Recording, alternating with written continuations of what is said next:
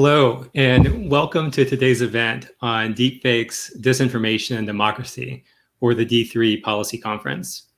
My name is Daniel Castro, and I'm Vice President of the Information Technology and Innovation Foundation. Over the past few years, we've seen the world become awash in fake news, misinformation, and disinformation about issues big and small. It spreads online and offline, on social media and on cable news, in speeches and in campaign rallies, and in bars and coffee shops. And the results can be devastating. The head of the World Health Organization said last year that the world isn't just fighting an epidemic, it's fighting an infodemic. False information during health emergencies hamper the public response. We've all seen some of the fake cures that have been touted over the past year, along with some of the rising distrust of legitimate scientific findings and safety measures. And the rise of fake news has also coincided with advances in the quality and quantity of deep fakes, realistic-looking images and videos produced using artificial intelligence that portray someone doing or saying something that never actually happened. We've all seen those videos, right? Bill Hader, Tom Cruise, Donald Trump, or Barack Obama saying things they never actually said. While most of the political videos have been recognized as gimmicks, we've already seen some used in elections in both the United States and in other countries. And some states like California and Texas have already passed laws restricting their use in campaigns. In addition, we've witnessed deepfake technology used to create pornographic videos of celebrities without their permission, as well as target others, particularly women, and sometimes including children, harming those people's reputations and their livelihoods. Deepfakes have the potential to radically transform both the information and media landscape, because they call into question the accuracy of seeing is believing, and they legitimize attempts to discredit true information among those who say that you shouldn't believe what you see. And so this problem really strikes at the foundation of many core American and European values. Healthy democracies depend on citizens having access to accurate news and information. And the news industry has long helped the public distinguish fact from fiction. As Daniel Patrick Moynihan said, everyone's entitled to their own opinions, but not their own facts. And one of the problems with deepfakes is that the technology makes it very easy to create your own facts with just a few clicks. Fortunately, we've seen a growing effort to address disinformation deepfakes from civil society, government, and the private sector. Included in these efforts are not only attempts to better detect and stop the spread of deepfakes and disinformation, but also increased transparency about the provenance of legitimate information and better identification of trusted sources. These are the issues we're going to be discussing today through a series of presentations and discussions, and I'm very grateful that so many people have joined us for today's sessions. As a reminder, we're encouraging everyone to participate in the conversation. We'd like to hear your reactions on social media. We're using the hashtag D3Conference. We also welcome your questions for our panelists. So you can use the link to Slido that's beneath the video player, either on our website or on YouTube. Now, to kick off the conference, we'll begin with remarks from U.S. Congressman Anthony Gonzalez. Representative Gonzalez serves on the House Science, Space, and Technology Committee and on the Financial Services Committee. He's also vice chair of the Subcommittee on Diversity and Inclusion and co-chairs the House China Task Force. As part of his work, he introduced H.R. 4355, the Identifying Outputs of Generative Adversarial Networks Act, or IOGAN Act, to support research to accelerate the development of technology to identify deepfakes that can erode public trust, scam the American public, and endanger national security. The legislation directs the National Science Foundation and the National Institutes of Standard and Technology to support research to better detect manipulated photos, videos, and audio. Of course, that's just the start, and Congress continues to assess these risks. We're very appreciative that he's made time to share some thoughts with us today about what Congress has achieved so far and what it might look to do in the future. Thank you again, Representative Gonzalez, and now we'll turn it over to you. Hello, everyone. This is Congressman Anthony Gonzalez from Northeast Ohio, and it is great to be with you today to discuss the important issues of deepfakes, disinformation, and democracy. I currently have the honor of serving on the Science, Space, and Technology Committee and as the Republican co-chair of the House Artificial Intelligence Caucus, which has provided me a unique opportunity to examine these issues and think about how Congress can play a role. In my short time in Congress, these issues have become even more important. Bad actors like China and Russia are doing what they can to influence our nation through disinformation and divisive content. And it is important that we have the capacity to recognize these attempts and to separate them from the facts. And we have a big problem in this country understanding fact from fiction, and all that we can do to stop the spread of disinformation will improve our national security and make us stronger as a democracy. I always like to use the example of Forrest Gump when I think of deepfakes. It's one of my favorite movies. And in Forrest Gump, the deepfakes would put Forrest in important situations throughout society, meeting various presidents, playing in the Olympics, ping pong, and all those sorts of things. At the time, producing deepfakes was something that only Hollywood studios could do. But now, obviously, we know that with the proliferation of technology and a camera in pretty much everyone's pocket, the cost of producing well-done deepfakes is actually quite low. And so we've seen them proliferate. So last Congress, with that as the backdrop, I introduced the Identifying Outputs of Generative Adversarial Networks Act, or the IOGAN Act. We have silly acronyms for our bills, which was signed into law at the end of last year. And this would direct National Science Foundation and NIST to support research to accelerate the development of tools that can help improve the detection of manipulated or synthesized media. So in other words, to understand how we can identify and prevent deepfakes from ruining our information environment. So I do want to thank you, ITIF, for inviting me today to provide my perspective. And I hope to meet you all in person sometime in the not too distant future. And finally, I want to thank you for all the important work that you do. We can pass bills and we can do all those things, but without folks like yourself working in the field to make these things a reality, nothing matters. So thank you for all that you do. Keep up the great work, and I look forward to working together. Well said. Really appreciate that. Really appreciate that message. And I think, the analogy there with Forrest Gump, just reminds us that there are, legitimate uses of this technology. And so the legitimate uses, of course, have to be balanced against the other ones. So thank you again for your message today. In fact, I think one of the key takeaways so far is that there's still a lot of work to be done, both in understanding the threats and deciding the best options for response. Now, before we turn to our first panel, I'd like to first thank two of our partners on this event, the Online News Association and the Association for Computing Machinery's U.S. Technology Policy Committee, and invite them to say a few words.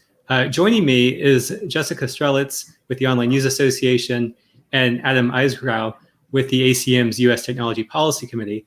Thank you both for being here. Jessica brings a deep background in journalism, having worked both in newsrooms and on the business side. And Adam has a rich expertise in tech and internet policy and law. So both of you, thank you for your work on this issue. Jessica, let me begin with you. Why is this issue important to ONA? Well, ONA is an organization that represents a number of types of digital journalists in the world. So digital journalism is something that, has truly been the cornerstone of reporting over the last 10 years. And we feel as though journalism is a very important cornerstone of democracy. So as we work with the public and getting information out to the public, as you mentioned earlier, public trust is paramount. So what, it really goes beyond, the fake news argument and how do we deal with that, but how do we understand how the public is kind of processing the news, hearing the news, understanding the news, does impact the work that the journalists are doing. And a big part of that is understanding and harnessing technology and knowing that technology is a big part of the work that we do. So ONA kind of brings together the world of technology and journalism. And the two sides, have a good, in some cases, symbiotic relationship in terms of getting information out there and being able to fight issues like the misinformation, disinformation that we're seeing these days. The audience that we represent in journalism, along with the people who are out doing the reporting every day, also include folks working on the audience side of things, the social side, the platform work, as well as the product work, getting newsletters out there, working on the podcast side. So, technology is such an integral part of the work that we do today, that understanding that technology, harnessing that technology is an important part of how journalism is able to report on the news, get the news out there, get it right, as well as survive and thrive as a business. Thanks, Jessica. And Adam, I have a similar question for you. How is ACM, which obviously represents, and brings together so many academic researchers and technologists, how is the U.S. Technology Policy Committee engaging on this topic? And let's unmute you, Adam.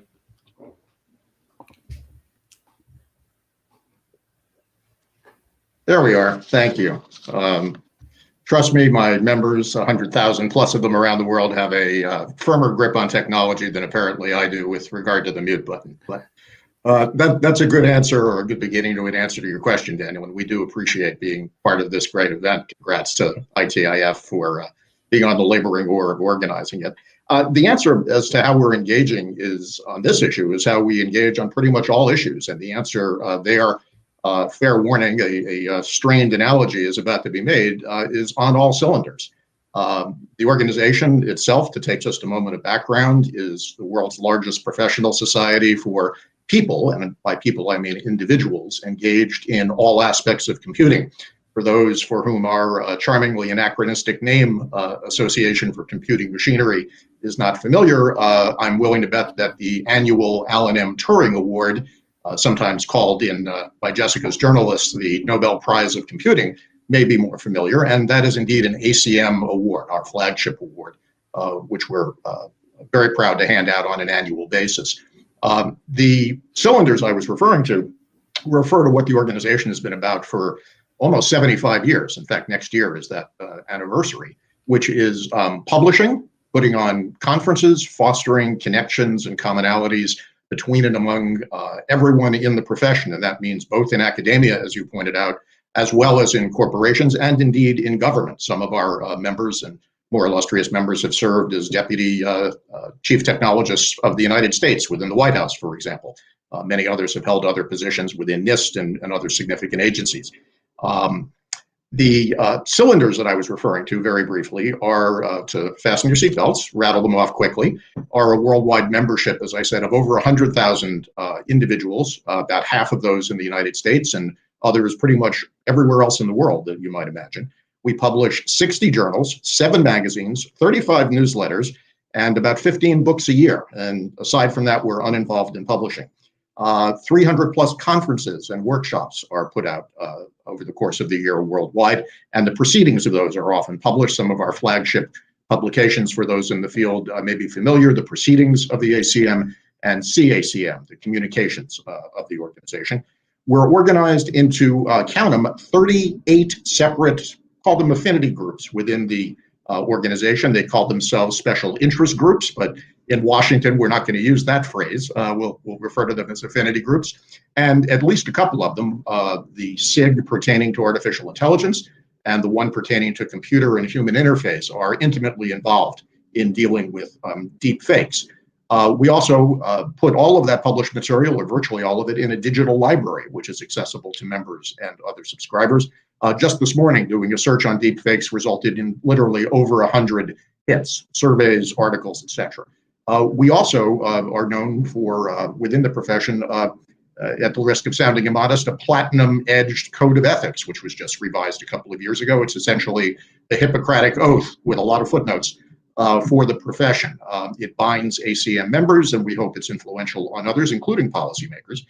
And to your point about policy, we engage in that through 2 committees, one in the United States, one in Europe, overseen by an overarching global technology policy council, all of which put out specific policy statements, like one from 2018 on algorithmic fairness and transparency, which is germane to at least significant elements of this debate. And lastly, to drill down furthest, cylinder number 8 would be doing individual briefings for members of Congress as well as staff. And those resources are available on a non-lobbying, nonpartisan basis to anybody who's interested in them. And we're delighted to collaborate with people we may meet through this event. Well, thank you both so much. We're out of time here, but I think one of the things we're all interested and share a common interest in is bringing more resources to the policy community, the media community, the research community. And so I want to thank you both for collaborating with us on this event and bringing your resources to bear. Jessica, I know you have a conference coming up. I want to make sure you have a chance to mention that just briefly. Yes, our conference is June 22nd to the 25th. You can sign up for our newsletter. It's on the front of the ITIF website, and the registration for the website is ona21.journalist.org, and all are welcome. So if you're enjoying the conversation today, I encourage you to check that out for a deeper dive on some of the media-related issues. Well, again, thank you both. Next up, it's my pleasure to introduce Dr. Deborah Johnson, Professor Emerita in the Science, Technology, and Society program at the University of Virginia School of Engineering. Professor Johnson's widely published on computer and engineering ethics, and she wrote one of the first textbooks on the subject back in 1985. Of course, these issues continue to be prominent and relevant in society today, and so we're delighted that she is moderating our first panel on the state of deepfakes and disinformation online. So over to you, Professor Johnson. Thank you. I'm delighted to be here. Looking forward to hearing what the panelists have to say. I believe at this point we only have one of the panelists, but I'm happy to introduce Kathleen Carley, and she is director of the Center for Informed Democracy and Social Cybersecurity at Carnegie Mellon University. And while we're waiting for our second panelist, well, let me just say we're waiting for Ashish Jaiman. I was going to ask him how to pronounce his last name, and he's Director of Technology Operations at Microsoft. But while we're waiting, let's just get started. We don't have that much time. And so let me start by saying this. Every now and then I sort of wake up and have this moment in which I say, oh my gosh, what are we going to do about deep fakes? They're undermining, our trust in everything, and, have a little panicky moment. So I thought the first question I wanted to ask you was, am I right? That is, should I be worried, or how big is the problem, or do we have any idea about the scope of the problem? So I would say right at this point in time, there really aren't that many deep fakes out there. And most of them that are out there have been put out to show what's possible and what's feasible in the near future. That doesn't mean that the technology won't evolve that way. It certainly will. But at the same time, we're also evolving the technology to find them. Okay, so is it a kind of arms race between the technology getting better and better, and more absolutely in the hands of more people, or available to more people? Yeah, and we have to continue figuring out ways to. So do you have a sense of who is impacted, or how to think about, the areas that are most threatened by? I know you do work on cybersecurity, so should we, if we're going to be concerned, should we be most concerned? There. Ashish, I've introduced you, and maybe we should give you a chance to answer the first question I asked. Yeah. And that'll give Kathleen a minute to think about the second one. So the first question I asked was, I'm very concerned about deep fakes. At points I sort of get riled up and think this is really serious. We're undermining our ability to trust what we see. And I want you to comment on whether I'm right to be so concerned. How big, how serious, what's the scope of the problem? Yeah, no, thank you very much, and apologies. I was having some issues with my camera. No problem. But I'll start by saying that, deepfakes as itself, right? We've been actually hearing for last almost 3+ years now. Some of the things that we don't hear about is the issue itself is how impactful are threats and harms around it. And in fact, folks are discounting it right now, saying, hey, this is a dog that didn't bite; it was just bark. But I'll actually take a step back and say, no, that is not true. What we don't see is synthetic media and deepfakes, especially harms around women. Especially in pornography and revenge pornography, is something that happens on closed channels. Telegram's application, there was an application on Telegram, which is a closed social network, similar to WhatsApp, had a bot that anyone can create deep nudes of people, of women. And mostly, actually, this impacts women way more than men. In fact, 95% of deepfakes plus are created of women, and they are socialized mostly on dark channels or on closed social network where people may not have visibility, and that gives an opportunity to discount and say, hey, this is an issue area that we shouldn't be as concerned about. So that's one. The other thing that we have seen lately is impersonation of business leaders. We are seeing some examples of it, but I think that is something that should be concerning as well, because deepfakes, as you all know, is actually creating synthetic voice and videos and imagery, which actually makes people to say things that they've never said, digitally enhanced and manipulated, and make people do things that they have never done, again, digitally enhanced, manipulated, and whatnot. And we are seeing some examples of voice deepfakes, audio deepfakes, where business leaders are getting impersonated for financial fraud. So I'll say this, just to answer your question, is even though we may not see a lot of deepfakes right now in out there, but it is happening for sure in closed channels. It's a threat that we should be very careful about. Okay. Kathleen, let me give you a chance to add to that in terms of, Ashish identified a number of places, areas where deepfakes are having an impact. And in a sense, that sort of helps us to identify who is being impacted by this. You want to add to that? I was curious about the cybersecurity angle, but I don't want to put words into your mouth. So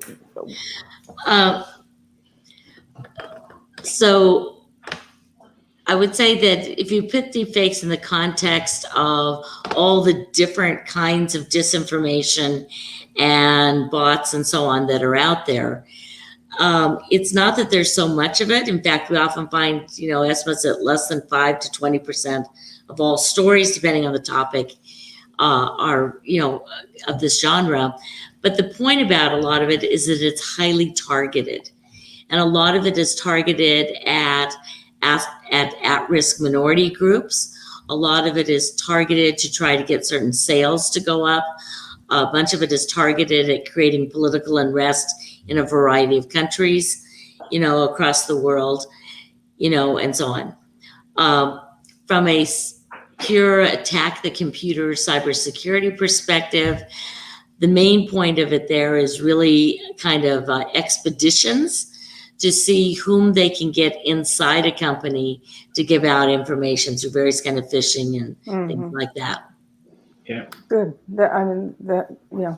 So, but you said, both of you, I think it said at this point. So I'm wondering about, deepfakes aren't brand new, and at least, we can talk maybe in terms of decades or something like that. But the technology has been evolving and it's been improving.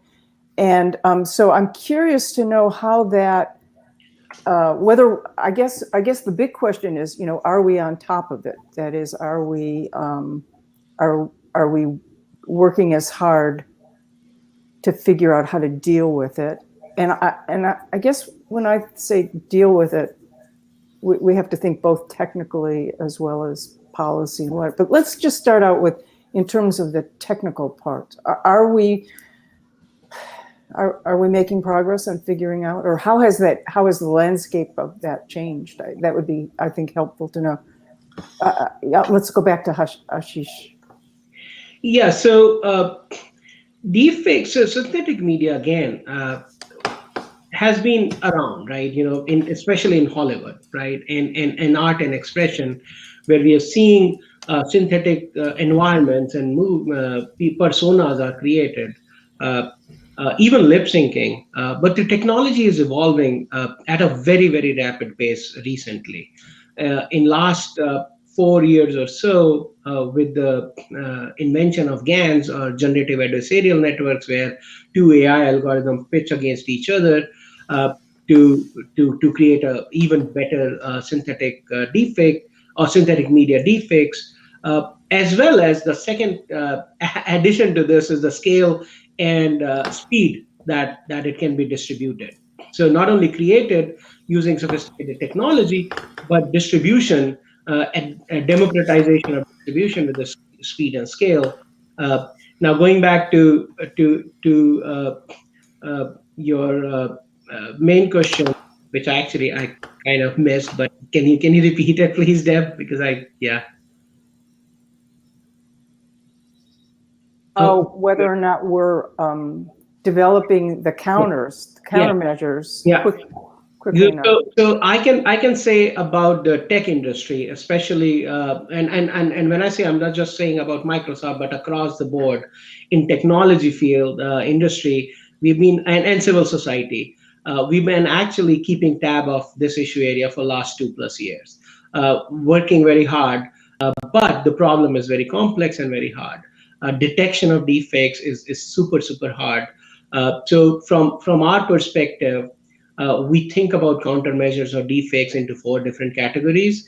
The first one is media literacy. Can we enable civilians, consumers, voters to understand what kind of media, how they consume it, and what can they do with that piece of media? So media literacy is a very big thing that we think from a countermeasure perspective. The second is platform policies. So platforms like Microsoft and others are thinking very hard about what kind of policies make sense for their platform to be used, one for creation and the second for distribution, right? Can we have the right kind of user policies on a platform so that we can reduce the impact of disinformation or even deepfakes to consumers who are consuming information through our platform? The third thing is regulation. So we actively work with regulators to inform them about the issue. So, again, the idea is that give them enough information so that they can come up with a meaningful regulation to combat the disinformation as well as deepfakes. And last but not least, because we are a technology company, we invest heavily on technical countermeasures. So the fourth category is where we actually have invested a lot in last almost 18 months or so on the detection side, where if you can detect something as disinformation or deepfake, you can take meaningful action against it. And the second is around what we call authentication and provenance. If you can figure out where this information is coming from, who is the creator, can you attribute to a bad actor, then you can start taking actions against the actor itself. So we can go in details, but yes, to your point, we've been actually very proactively looking into this issue area and working very hard collaboratively, right? Not just Microsoft, but across the board to make a meaningful impact. I think that's a nice set of four issues or 4 ways to address it. But and so maybe we'll take them one at a time. But before I do that, I want to give Kathleen an opportunity to answer the question about, so where are we, and are we responding quickly enough or appropriately enough? Are you optimistic? So I would say that I'm generally optimistic, but that I don't think that we are responding probably as quick as we need to be, and it is being limited by a variety of things. A few years ago, like say 5 years ago, very few people were working in the countering disinformation space or even understanding disinformation. That number went from a few hundred now to thousands and thousands, and it's grown to a community worldwide that is beginning to work together. Coming out of that group are a large number of new technologies, both for countering as well as for detecting both deepfakes, disinformation, etc. And some of these technologies are now in the hands of and being used by some of the platforms. You're now starting to see platforms actually doing things to stop, disinformation, stop deepfakes, etc. Some of that backfires, but a lot of the big issues are the fact that we need new policy in this space, which we don't have.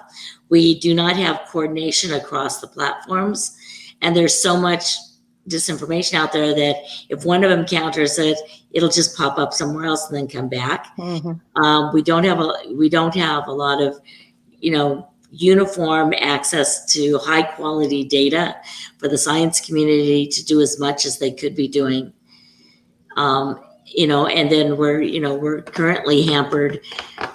We have to think about this in the context of, the ethics of dealing with this information at the same time, because a lot of the so-called deep fakes and a lot of the disinformation out there are actually simply different opinions or stories that are part of the cultural milieu. And so we need to be very careful about what we're doing. So let me pursue one of those things. I'd like to touch on all of these. And I gather that, well, I don't know which question to ask first, but I'm curious about I want to pursue the data thing. When you say there's limited data, do you mean data about how deepfakes are being used that people could study to figure out how to counter? Is that what I just didn't know what you meant by data. What kind of data? So, for example, if I were to collect a bunch of Facebook or Twitter data about a particular deepfake on one of those platforms, my ability to share that with another researcher is limited. So I could, for example, only share Twitter IDs, but if in the meantime Twitter has, suspended that account, my colleagues can't get access to the data and can't replicate my results. Okay, so it's that kind of data that you want to be able to further study the. Mm-hmm. All right, so now I want to go back to Ashish. Am I pronouncing your name correctly? Yes. Okay, good. Yeah. So I'd like to go back to his 4 different approaches, and I heard from you guys that you're most interested in, or maybe this is just my thing. It seems like the technologies are critical, but not, both of you implied, but they're not going to be the whole thing. They're not going to be able to. So let's just talk about the other 3 first that Ashish mentioned. The first one being media literacy. So I want to ask you both about that. And being the moderator gives me the advantage to be the skeptical one. So I'm pretty skeptical about the capacity to train the public to be able to, and maybe this isn't what you meant by media literacy, but I immediately went to be aware to try to identify when something is a fake and when it's not. And partly, I think the reason for my skepticism is that when the deepfakes move from, get amplified, spread around, the context changes.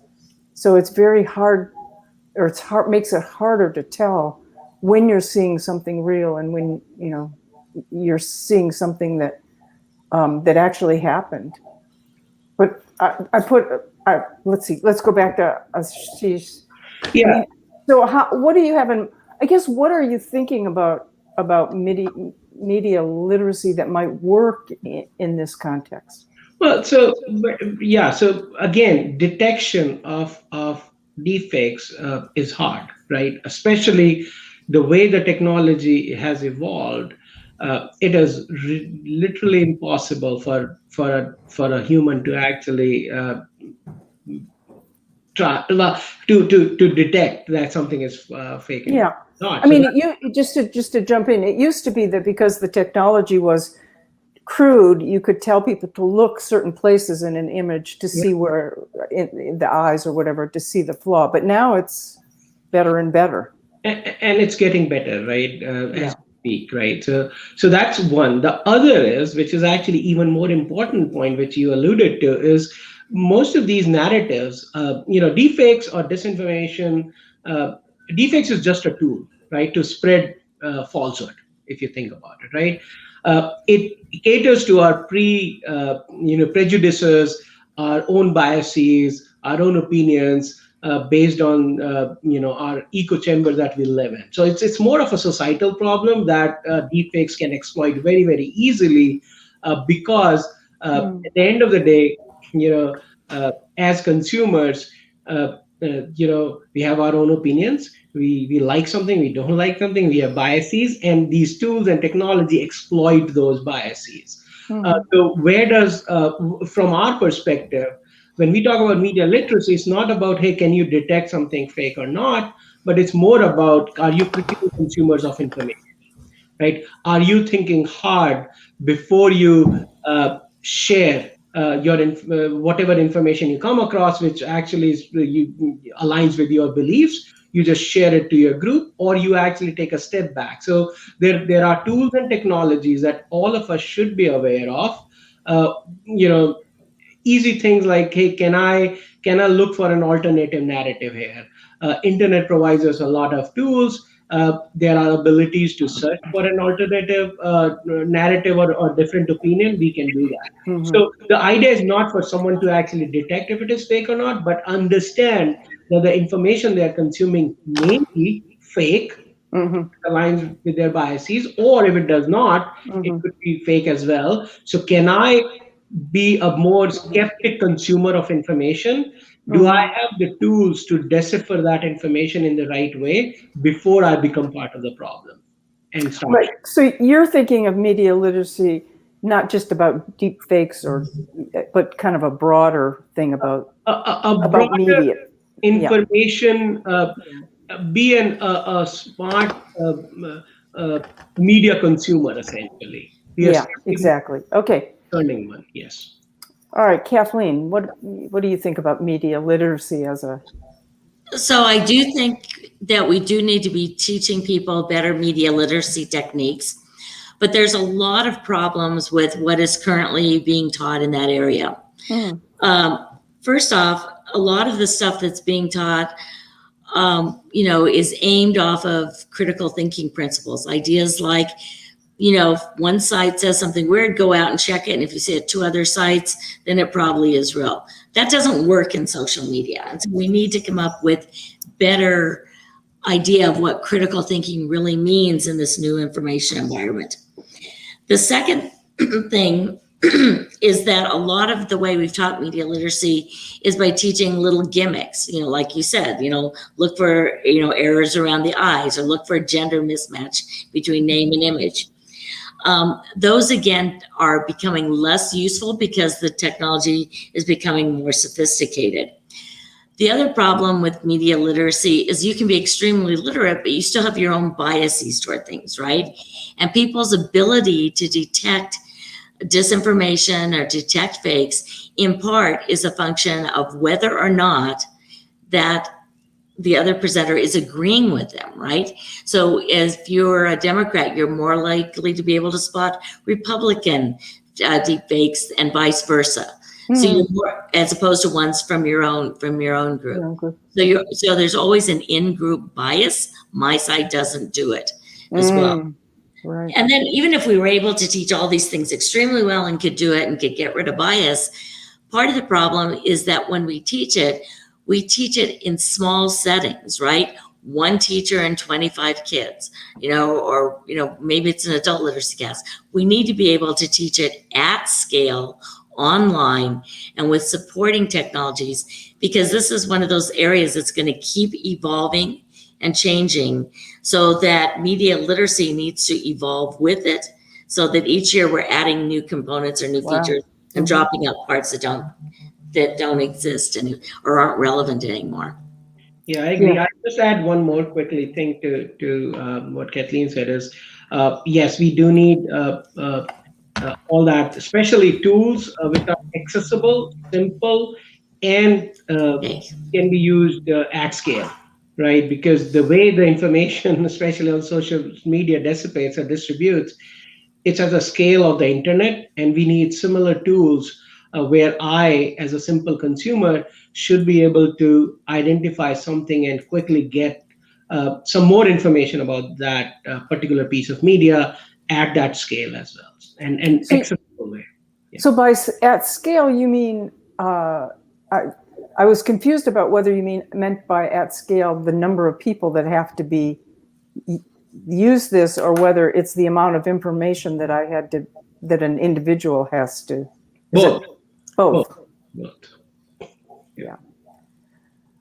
All right. So I know we agree in advance that no one of these things alone is going to solve the problem, but let's go to the next thing that you mentioned, and that's platform policies. Or I don't know. Yeah, let's do platform policies first, and in particular platforms.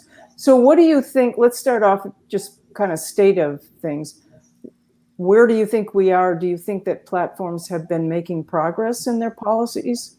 I'm assuming here that you're both going to recognize that they need to be pushed further, but where do we I mean, there was a point in time when I think I would have said, but the platforms aren't doing anything about this. I think now there's some movement. So where are we? And Ashish, why don't you start? Where are we in terms of platform policies? Yeah. So to your point, right? Platforms are doing something. Right? It's not that they're not doing, they're doing nothing. The issue is, again, it is more of an issue on the business model conflict side, right? We are in an attention economy. Most of the social media companies actually are in an attention economy kind of business models where the eyeballs actually get revenue. So the narrative has to shift from attention economy to trust-based economy, and once we have that kind of notion, hopefully we can actually get somewhere. Now, with that said, if you think about policy perspective, right, countermeasures. So the platforms can do two things. One is they can help reduce exposure of disinformation or deepfakes, or they can help reduce the belief in that information. And platforms are doing various things in both buckets, right? In reducing of exposure, there have been work in almost all the platforms. Actually, they have teams which actually can content moderation teams that are identifying disinformation, misinformation, malicious content, and trying to remove that. Obviously, there has to be a balance between freedom of speech and expression and removal of content. So we grapple with that. But at the end of the day, removal of content, differential promotion, so essentially what you see on a timeline versus what you don't, dissemination of controls essentially. So WhatsApp is a great example, which you always talk about, that they limit how many forwards can you do at once. So kind of limiting that exposure so that the scale is a bit tempered. And demonetization. So that's on the reduction of exposure that platforms are thinking very critically, and some of them have implemented. On the reduction of belief side, labeling, Twitter and Facebook have implemented some labeling. Now, there is some research out there which says labeling is not as effective because of the backfire effect and whatnot, but at least that something is going on there. Providing additional context to information, which is, again, some of the platforms are doing it. And then the last thing is reducing belief goes back to our previous point of media literacy. And most of the platforms actually are investing both directly or through a media partner, news media partner, into civic education or disinformation, information education. Interesting. Not without many problems, but Kathleen, what about you on platform policies? So I think one of the big problems with the platforms is that they're looking for a solution that they can apply uniformly to all people at all times and assume it will get rid of everything. In point of fact, people learn differentially. They learn in different ways. They believe in different ways. and so on. So having just a one-stop approach is just simply not going to work. And that's part of the reason why many of the approaches that are used today, such as tagging and content moderation tend to not work. In fact, tagging can cause more people to spread the disinformation. The other problem was, even if that existed, there's the problem that it's not a platform or even just the big four. It's that there are, hundreds and thousands of these platforms. New ones are appearing. And if you get rid of something on one side, it can just go to another. And people and groups will migrate to follow certain content, and content will migrate to follow certain people. We've seen that happen, with the movement to Parler. We saw it previously with Al-Qaeda, and when they were, and ISIS, when they were kicked off various platforms. So you need coordination across platforms in terms of what they can do more uniformly in order to get rid of things. Finally, there's the policy or legal aspects. The internet, a lot of these platforms are operating across, not just across cities, but across countries, facing different legal situations in terms of what they can and can't do, what they can save, what they can moderate, what they can't, and what it means to do moderation. And that's all well and good, except, you're sitting there in Geneva and write something, I can still go find it if I'm in the US or in many other parts of the world. So there's not a international agreement on what it would mean to do these kinds of things. And that is needed to help so the platforms can respond more uniformly. And, as was said, fact checking is fine, content moderation is okay, but fact checking turns out to not be, and content moderation are not all of the issue. Spreading disinformation, getting people to believe in deep fakes is not just about content. And social media is organized into groups. People join and leave groups randomly based on the topics that they're talking about. So you've got people who go and join a group every time the Royals in England do something. You've got your, here's my, World Soccer Cup group, etc. And as you move and leave those groups, one of the things that's happening now is that different devices like bots, trolls, deepfakes are used to actually create these groups, to bridge the groups together, to prime them for disinformation. And so we have to stop thinking about it just in terms of content, but also think about it in terms of what this means to the online community structure. Right. When I hear you say all that, it really makes the problem seem enormous. We're really talking about, it reminds me of the old days when we talked about the internet as this kind of frontier that had to be, domesticated or civilized or something. It really does. So, I wonder if I don't know quite how to ask this, but, if the problem isn't too much freedom, too much free space to move in, for information to move in, and whether that at some deep level, we really can't have freedom of speech, or we can't have as much freedom of information, freedom of speech, freedom of exchange as is possible given the technology. Do you agree that there's a kind of tension there, a deep tension there about? If you're not understanding me, I'm thinking of yeah. Okay. I would say that there definitely is a tension there, and moreover, there's I think a tension between your access to information and your access to people, and whether or not disinformation will spread. For example, if we just simply limited people so their groups were much, much smaller that they could be in, and they couldn't be in groups and follow people they didn't personally know, unless they were media services, you'd have a very different flow and very different way in which, deep fakes could affect things and disinformation could flow.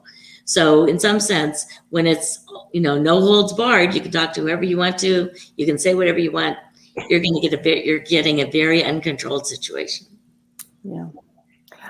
So I I think every tool, right, every technology, every innovation can be used as a tool for empowerment or a weapon for destruction, right? It can be weaponized, and information is the same way. My personal thought is that because of nefarious actors or bad actors, we should not limit the exposure to that tech tools, because I would argue that there are more innovators, more folks who actually think about any innovation as a tool and actually can change the lives of humans, especially information ecosystem in the same way. Technology is in the same way. When internet came around, we had a similar kind of issue. Especially, I remember my early days of emails, where email was like all garbage. Essentially, 99% of the email was either spam or Right. bad information. And eventually, in last many years, we have moved from email as the most productive tool that we have, and the technology has evolved to uh, to actually limit our access to spam, right? If you Yes. yeah. So I think we'll move in the same direction here as well. So I personally think that we should not limit or curb any freedom whatsoever. As a society, as technologists, as humanity will evolve into a place where these things would be used more as a tool for empowerment rather than weaponized for harm. All right, we are now getting lots of questions from the audience, but before we do that, I just want to finish.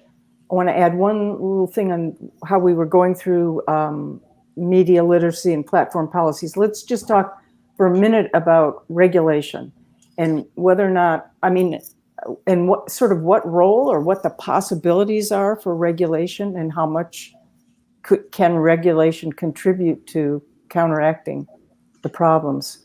I don't know who should go first. Ashish, how about you, and then Catherine? Well, I can start there. It's like, there are existing common and civil laws out there across the globe in every jurisdiction, every country, state, which can limit harms to individuals, to society, and the likes, right? I think this is just a tool. The deepfakes, disinformation is just a tool from that harms perspective. Mm-hmm. So instead of focusing on a tool to regulate a tool, I think the existing regulations, and there could be some missing as well. I'm not saying that it's all there, right? We should look at the from a perspective of threats and harms rather than limiting a tool from a regulatory perspective.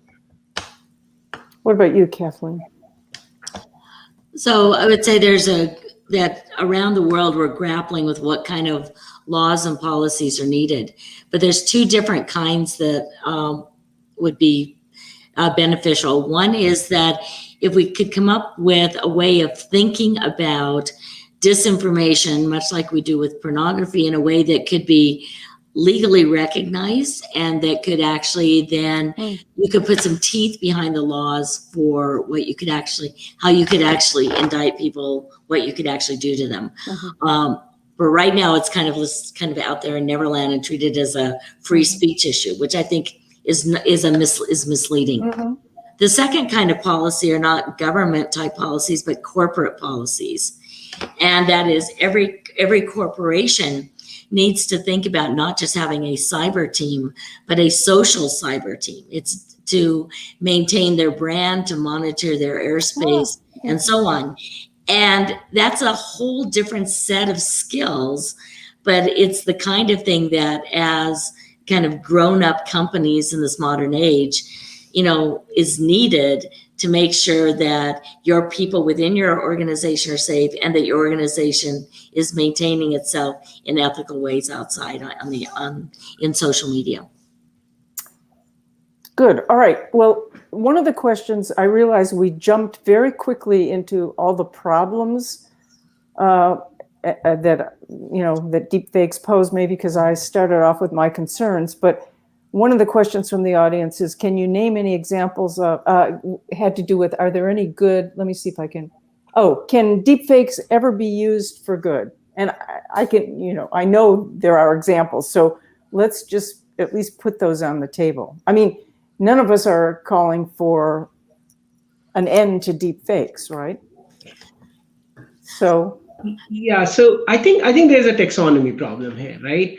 Synthetic media, which is AI generated media, uh, synthetically generated using AI, has a lot of positive use cases, right? Yes, in taxonomy we do call it deepfakes as well, but from our perspective, if we were to separate deepfakes as malicious use of synthetic media, then we can say, hey, deepfakes actually are just malicious use, so no right, positive value. right, But exactly. AI generated synthetic media has a ton of positive value, and I can give you a lot of examples. Good. One of the most important one, which is closer to not only my heart, but overall from a Microsoft perspective, is accessibility. We believe and we live our values on accessibility. And I can tell you, using some synthetically generated AI voice or tools that can navigate the world for people who cannot see is amazing, right? And it's all artificially generated. Using AI, you can narrate the world around someone who is actually visually impaired, or someone who is losing their ability to talk, or having vocal issues. Using technology, they regain their agency to talk and share information in their own voice, maybe using a tool like a phone. So that is very, very empowering. And then I can go into art and expression, which is like democratization of expression and art, that Hollywood and big media companies spend millions of dollars. Mm-hmm. Now it's very accessible to individual creators, and they can have the speed and scale using technology in their own environments and create really interesting work of art. And then I'll go on the innovation. There are many more, but the last I'll say is innovation, complex engineering, without investing a lot in capital investment to build complex machinery, even complex architecture. You can simulate all that using AI generated technique, and not only create and prove it out, model it, but also learn from it. So those are some of the examples that I feel so great talking about. Good, thanks. What about you, Kathleen? You want to add anything to that? I would add a number of different kinds of things. There's a lot of ways in which even the talking head type of deepfakes can be beneficial. For example, some of them have been used as news broadcasters. Okay. You can also use them to free up a lot of menial jobs where you may not have enough people in those kind of support positions, such as people taking orders, answering questions about orders, and things like that, where a lot of it is routine. And use these things in those kinds of positions where people feel like they want to talk to something, rather not just read things. And as educators, in many cases, some people will learn best by hearing what appears to be a person talking and presenting material. And for those people, a deepfake could be extremely valuable as an educational aid. Good, thanks. I'm glad we got that in. So there's a question here from about journalists and how they can help audiences develop and exercise more savvy online news judgment. What are the tools and tips we can offer? How can we keep up with the latest? And any thoughts about the role of journalists? So I think that it's very useful for journalists to keep tabs on and work with some of the disinformation centers that are evolving in various universities these days, because they can keep them aware of all the latest and greatest technologies and so on available. The other thing is there's lots of new events out there, and attending those and paying attention to those, of course, is always helpful. And then the other thing is that more and more journalists are actually starting to use, some of the new fact-checking technologies, fact-checking sites, bot detectors.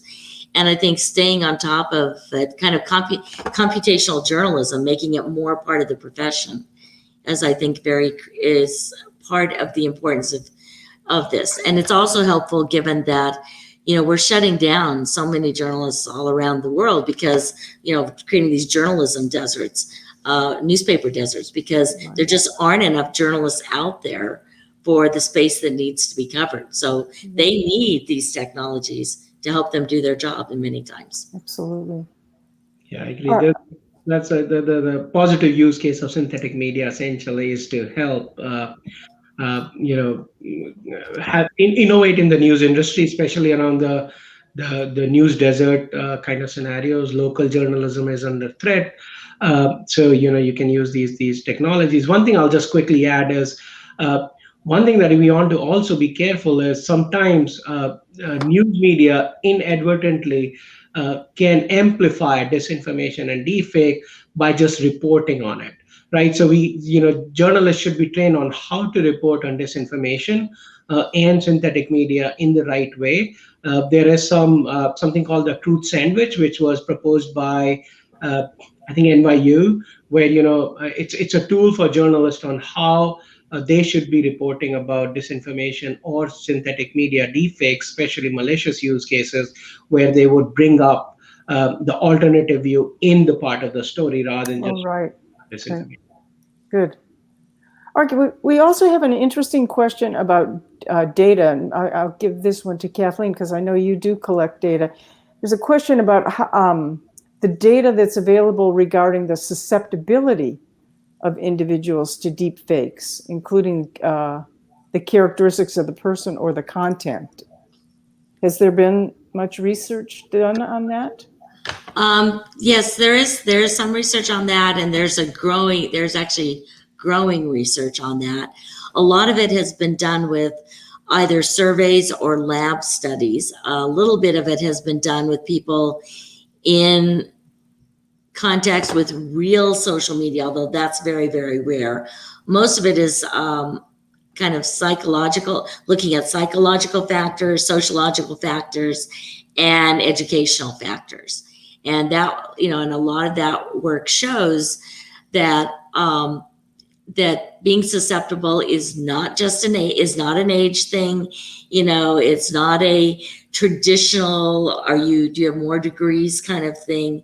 It has to do with intellectual curiosity, reading broadly, and there's a variety of other things that people have come up with.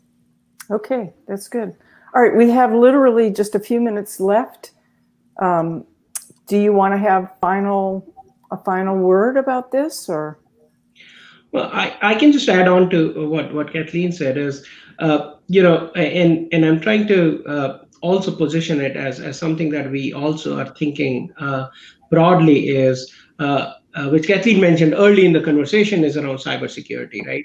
So cybersecurity as a domain, for last almost 3 decades, we have actually tried to improve on it and have done amazing work mitigating some of the cybersecurity threats. And it is a similar kind of cat and mouse game, right? Where technology companies have invested in media literacy, so consumers at least know what a multi-factor authentication is, what phishing is, and all that, as well as tools have developed to mitigate that risk. I think there is an opportunity to learn from that domain, and if there are similarities, bring those tools, those learning, those processes, those procedures into disinformation defense. And a simple idea was data sharing, right? So in cybersecurity domain, we have this concepts of ISACs, right? Information sharing and analysis centers, where civil society, platform companies, and in some cases, even public sector share threat vectors, threat information, vulnerability information, and then can take some action. And sometimes this is even open source. Maybe there's an opportunity to have a similar ISAC kind of concept in disinformation defense, where the platforms can share signals with civil society, and that can also help researchers like Kathleen to actually get a better view of the bad actor across platforms. Because one of the issues that we see is actors, if you limit them on one platform, they are very moving to other platforms, but they're also learning from that measure and adapting to create new kind of campaigns, information, influence operation campaigns. Great. Kathleen, you want to add to that? I would just say that keep in mind that if you look at like all the pieces of information out there on the internet, the vast majority of it is still true. It's not like, you're inundated by 50% disinformation and so on. It's, less than 20%, probably less than 5%. And that, it's not, and that, yes, these big deep fakes and everything are very colorful and cool, and scientifically they're like they're kind of futuristic looking, but we're still people who like to use, we'll still use simple things for games, right? Like jacks. So, cheap fakes are actually as big of a problem, if not more so. And you don't need to assume that people need all the fancy technology to actually spread, disinformation to you. Okay, thank you. I'm sorry I have to bring this to an end, but we're done. And I can't thank you enough. It was a great conversation, and I hope the audience enjoyed it. So see you. Take care. Bye. Well, thank you so much, Professor Johnson, for hosting that panel. I know I certainly enjoyed that discussion. Next up is our session on the impact of deepfakes and disinformation on national security, election security, and human rights. Joining me are three experts on this topic. We have Daniel Kimmage, Acting Coordinator for the Global Engagement Center at the State Department, Gabriella Ivins, Head of Open Source Research at Human Rights Watch, and Henry Kautz, Division Director for Information and Intelligence Systems at the National Science Foundation. Henry is with us today, but we are still working on getting him online and in the studio. So first of all, thanks to all of you for joining us today. Daniel, I'd like to start with you. Issues around propaganda and foreign interference in elections have been long-standing concerns for many countries, and this obviously predates the internet. But how have recent technological advances changed how adversaries can use deepfakes and disinformation to impact national security and elections, and how are you thinking about these issues? Thank you. As you said, deepfakes are on everyone's mind increasingly, and I think there have been some future-oriented reports that have all flagged the possibility that deepfakes are going to be increasingly available. The technology is getting better, and they're just more and more likely as a source of kind of destabilizing content in elections and other settings. So we have that out on the table on the one hand. On the other hand, I would say that at least so far, I don't think there are any kind of, screaming examples of deepfakes having affected the outcome of an election. It's still a bit of a hypothetical. That said, we are seeing kind of the warning bells. I think in March, the FBI released one of their private industry notifications flagging that deepfakes are here to stay and likely to become more of a factor. We've seen, I think it was Graphica, that has linked deepfakes to some information operations linked to Russia and China. So it's all there.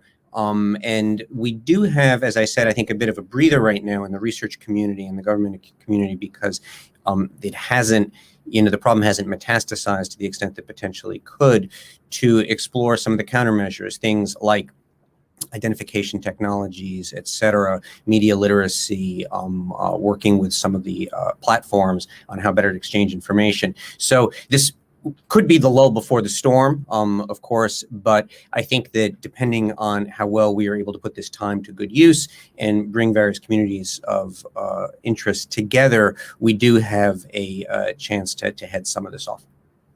Yeah, maybe I can stay with you for a minute. I was wondering if you could talk a little bit about the ways that, before, deepfakes is a relatively new word, right? It's coming out of, deep learning, and obviously, that disinformation still existed before. So I'm just curious, how was the State Department, for example, thinking about this maybe 5 or 6 years ago, and how have you seen kind of a shift in strategy? I mean, I would actually go back almost to how the State Department was looking at this 20, 30, and 40 years ago. There was a very active Soviet program to inject forgeries into what we didn't really call the information space then, but would probably call now. And that program was countered by US government efforts to identify these forgeries. And if you look back at the history of that period, there were incredible sort of cat and mouse games where I think actually Thomas Reed in his excellent book on information warfare cites examples of government agencies that prepared fake letterhead and left it in places where it could be potentially stolen and used that they could then point to, hey, this isn't real. So this is not a new problem. What's new, of course, is the ease of the technology and the scalability of it. So I have definitely seen the conversation change in recent years as there's more awareness. There is also, I think, much better and more frequent communication with industry on this. And then lastly, just from the perspective of the Global Engagement Center, we have a very active program of what we call tech demos and tech challenges and a test bed that we maintain to identify innovators in this area, mainly people who are working on detection technologies, but also people who are working on media literacy, et cetera. So I think that there's both more awareness, there's better communication, and we're actively engaged in trying to find solutions by working with innovators. And Gabriella, I'd like to turn to you. How serious a threat do you see as the weaponization of deepfakes and disinformation? Well, firstly, thank you so much for having me at this panel. I think about the threat in two ways. So the first is the threat itself. So the threat that synthetic media and these technologies pose. And then also I think about the response to these technologies and the threat that this may also bring. And potentially this response could become more of a threat than the initial threat itself. So in these two buckets, in terms of the initial threat of synthetic media, I think of it in terms of the field I work in, which is human rights documentation. So the threat this poses for video as evidence, photographs as evidence, and the threat that this has for this very important part of the work that I do. I think about the threat to society in general, distrust in institutions from governments to human rights organizations to news outlets. I think about the threat in looking at a kind of zero trust society or a disbelief by default society that this may bring, where people first disbelieve and then you have to show people why something might be authentic media. And then of course I have to think about the threats that this has towards people that are already marginalized, the threats that this has towards women in particular, something I hope to talk about later in terms of non-consensual pornography that Ashish mentioned in the last panel. And then on the flip side, the response to those threats, and this is something that I spent a year before I worked at Human Rights Watch looking into, are one of the technological responses, which is around provenance and kind of the authenticity infrastructure that is being cited as one of the main technological solutions to countering deepfakes. And I looked at this from the lens of the human rights impact that this infrastructure may bring, kind of negative human rights impact. So thinking about who can participate in this kind of infrastructure, who can't, and who's making the decisions in what media can be trusted. So this is also something I want to talk about in more detail. And then the second response is looking at how this could curtail freedom of speech, freedom of expression. So how anti-disinformation regulations could be used by governments around the world to curtail freedom of expression, people that may be using deepfakes, but also as a form of parody, as a form of creative expression, and to think about how these laws may be brought around that may curtail freedom of expression. So I think about it in those ways, but to answer, I suppose, the question of how I feel about these threats now, I think I agree with Daniel. There's a pause where we can gather our resources. And this is also something that worries me in terms of the resources that human rights organizations, activists, and journalists have access to. So I'll probably leave it there. Thank you. And let me follow up with you. A lot of great points you brought up, and I want to ask you to dig into a few of them. To start, one of the phrases that I really liked that you mentioned was disbelief by default, and I wondered if you could expand on that a bit, because I do see an interesting tension here between the skepticism that is, arising, and, on one hand it's called distrust, other times it would be skepticism, and skepticism can be a good thing, right? I mean, in the past we were very dependent as society on trusting authorities. You can think of, large churches or religions and kings, and that was what controlled population, was that, you believe things because an authority told you it is true. And so I'm just wondering, you presented disbelief by default as something that would maybe be bad. And I'm curious if there's a tension there between where it's both a positive asset, creating a populace that questions things versus one that just doesn't accept anything, and how you're thinking about that distinction. Yeah, definitely. It's a great question. So I think there's lots of aspects, I think, to how I think about the phrase disbelief by default. And I think that it becomes a real issue when you have trusted institutions that people can no longer feel able to believe.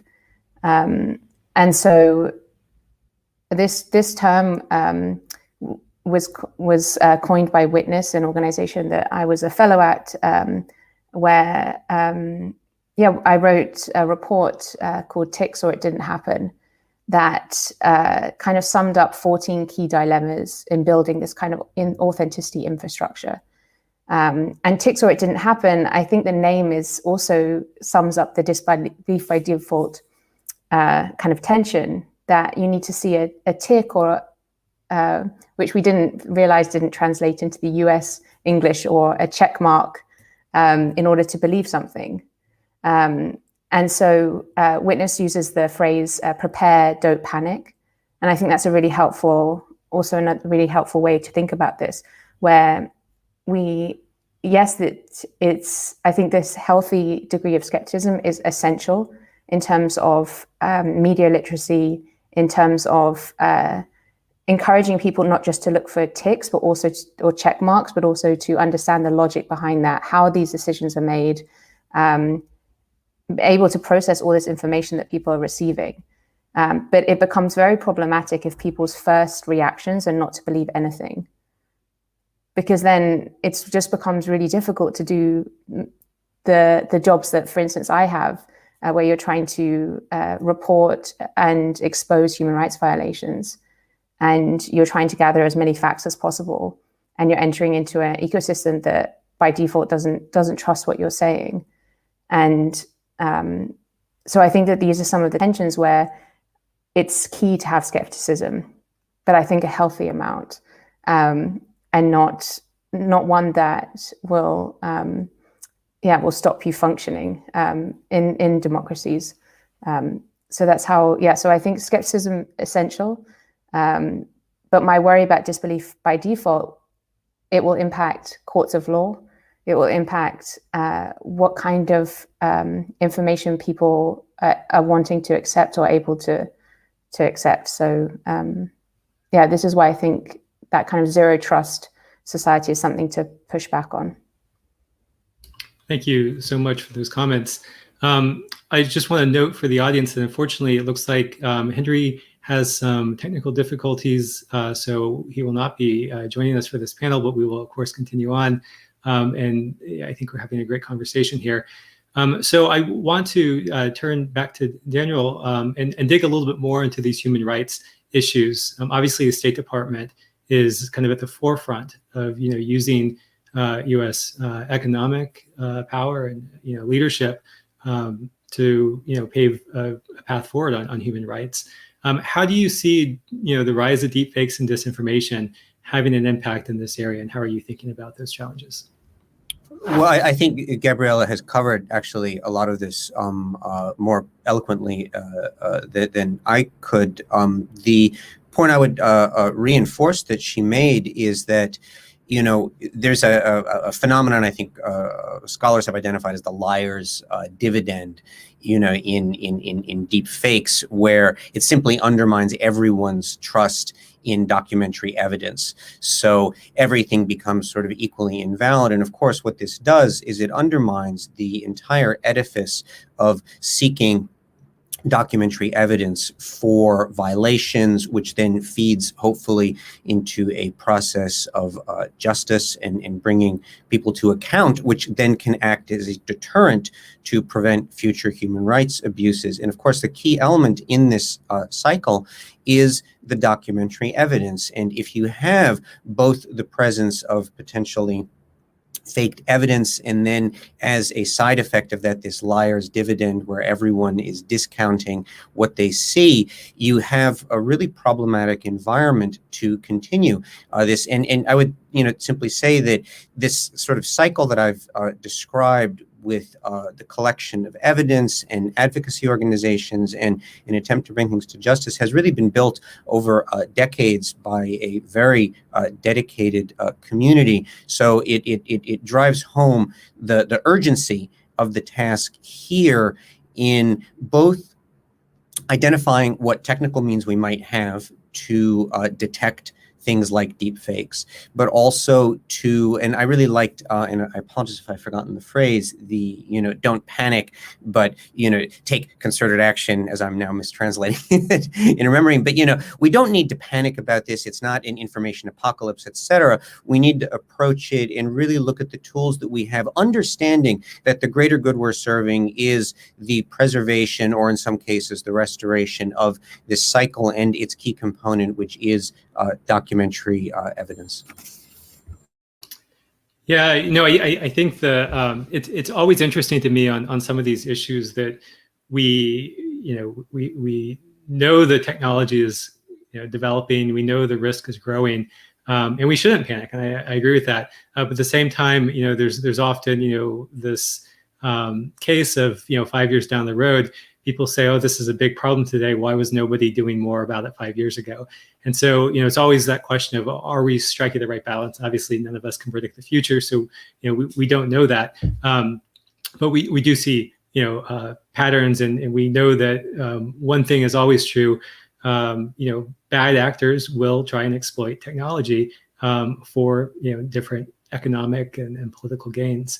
And so, trying to develop countermeasures there is always useful.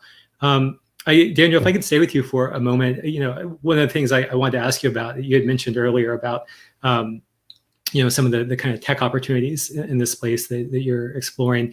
And that to me is also just really interesting because, the State Department obviously had a history with, being involved in the Tor network and helping, promote the open internet. And I'm just curious how you're thinking about this as a both, policy challenge and a tech challenge, and how you marry the two together.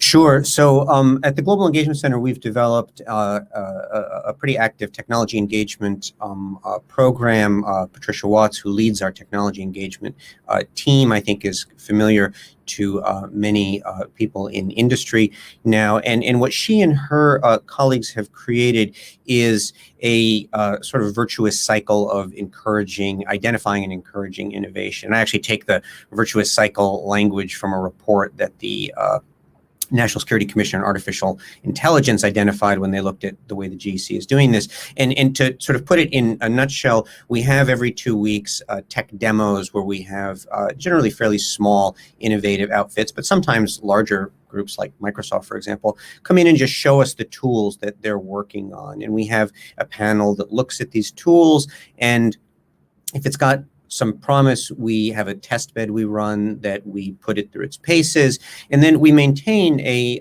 kind of information repository on this called Disinfo Cloud. And that Disinfo Cloud brings together a community of people in government, in the research community, academia, who are looking for tools. And it just tries to create more opportunities for information exchange, but also kind of more awareness of what different developers are working on. It's a messy process, obviously. That's always true of what's the creative process in a really dynamic environment. But we've got this sort of these stages of development. And then lastly, I would say we also conduct international tech challenges. We've done them in the UK. We've done one in Taiwan. Incidentally, in Taiwan, these tech challenges are groups, 6 or 7 companies will come and each present, and then we pick a winner at the end of the day and give an award of up to $250,000. One of the winners in our Taiwan tech challenge was actually an Israeli company that uses machine learning to identify deep fakes.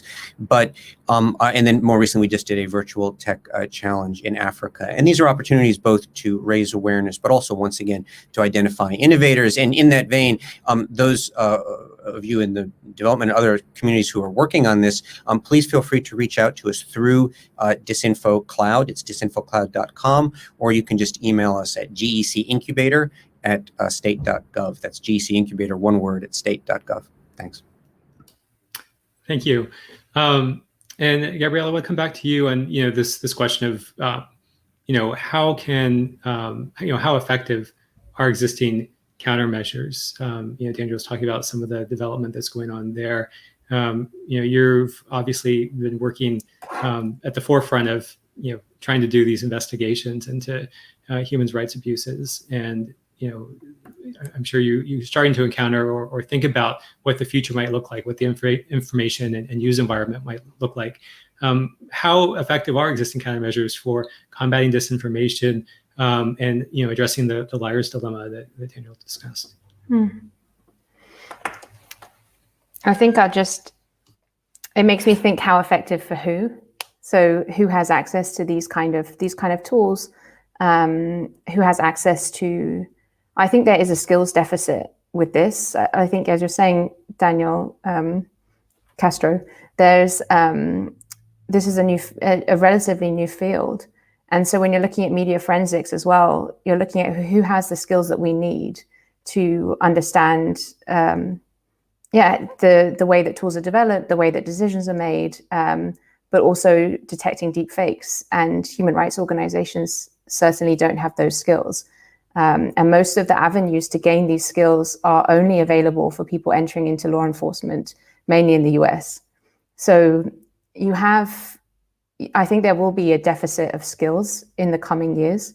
And this is something that worries me in terms of how we do our work. So I think in terms of how effective are these countermeasures? So with disinformation, I think, like Daniel was saying, we've been, for the last 20 or 30 years, we've been worried about information and the authenticity of it, how to verify it, different types of information we receive. And now we're working a lot more with videos and photographs that we find on social media platforms, that we are sent through WhatsApp, that we're sent directly. And this information is stripped of its metadata and is generally compressed. So all of this makes our work much more difficult, especially when we're working in fast-paced environments, often especially around conflicts or natural disasters, where we all know that disinformation spreads wildly. And we're having to comment on things that people are seeing, people are sharing. So in order to do our work, to document human rights violations accurately, it has become more difficult. There's a lot more data to sift through. There's a lot of noise. So for us at Human Rights Watch, we are having to train around 100 researchers on how to add verification of videos and photographs to their toolbox of research techniques, in order to use that methodology, but also as a way to counter disinformation, especially with visual disinformation. I would say that the stakes are high. We obviously don't want to get anything wrong, both for our own credibility, but also for the human rights violations that we're trying to document, for the people that we're trying to seek justice for. So the stakes are high, and we're working in a very fast-paced environment. So I would say, in terms of our techniques, most of the disinformation that we see on a very regular basis aren't using anything that's that technically advanced. It's what people call cheap fakes. It's things that are miscontextualized, so a video is taken from a different time period of the same location, or the same location showing a completely different angle that might get the context that might be used to confuse. So for these, we're also looking a lot at staged videos and a whole range of, just as simple as people changing the titles of videos. So the processes that we go through to verify videos are the same for other human rights organizations and journalists. So to add deepfakes on top of this, I would say many of our methods of verification would remain the same, because we never really rely on one video, one source of data. We're always looking for as many perspectives and angles as possible, which helps. And we're also looking for as many sources of data. So is a video corroborated with geospatial imagery? Is it corroborated through witness testimonies and through other sources of data? So I think the key countermeasure that we have are our usual verification techniques that we use. In terms of, and I'll wrap up soon, in terms of our authenticity kind of tools to add additional signals of trust or authenticity, there are tools that have already been available for, I would say, 8 years that enable people to take a video of something and it would automatically add additional points of data to that you could see the provenance of an image and video. Some of these tools add that information to the blockchain. So this already exists as a form. However, we've always had questions about where that data lives, who's making those decisions, can we trust who's building that app? And because we generally get sent information, we haven't had the need to use those kind of technologies. I think that's one of the, one of the biggest challenges when I think about it as an outsider to the media space. I've been hearing about the democratization of news, for the last 20 years, where the idea is that, someone can, submit local information and that adds a lot of value. You think about, an explosion that happens, right? And, you have people on the scene who have cameras and they're submitting this information and that's what everyone sees. They're witnessing locally generated news. It's not, a trusted news source that it came from. And in some cases, when you're talking about city level, you have multiple sources and sometimes you don't. I mean, you think about, last summer and all the protests we were seeing around George Floyd and some of the other police incidents where there was maybe only one, real bystander, video evidence that was brought to light. And so I guess my question is, how do we balance that complexity of, you have someone who has never before been called upon to be a trusted source, who now is trying to be a trusted source, and how do you differentiate, that between, something that's not trusted? It seems like that to me is one of the biggest challenges. That a lot of times trust is based on repeated verification of a certain type of action. So a supplier is trusted because they continually show up and they pay. A tenant is useful because they are who they say they are and they've lived at past addresses and they have a network.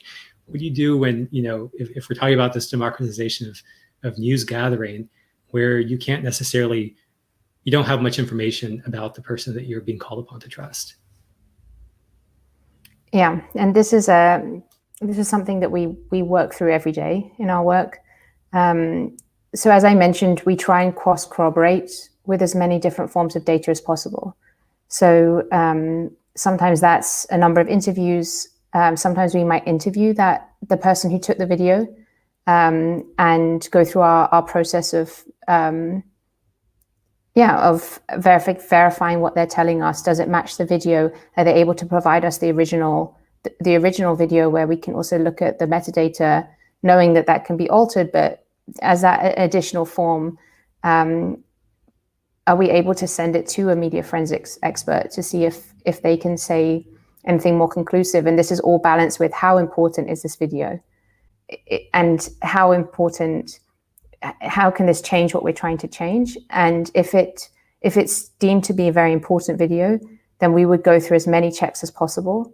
And if we still decide to publish it, I think what's the most important thing about, especially in terms of what you were saying with the democratization, and this is why I started with this work of open source research, kind of publicly available data, is in theory, anyone can get involved. Anyone with an internet connection, some patience and some tools can document abuses. But I think the most important thing with our work is to explain to people why we have come to the conclusions that we've come to. So with most of our work, with videos, photographs, geospatial imagery, we'll say, we know this because of this. And we did these checks, and this is why we come to this conclusion. And we'll often include the video so that people can also, we're kind of inviting people to replicate what we're doing.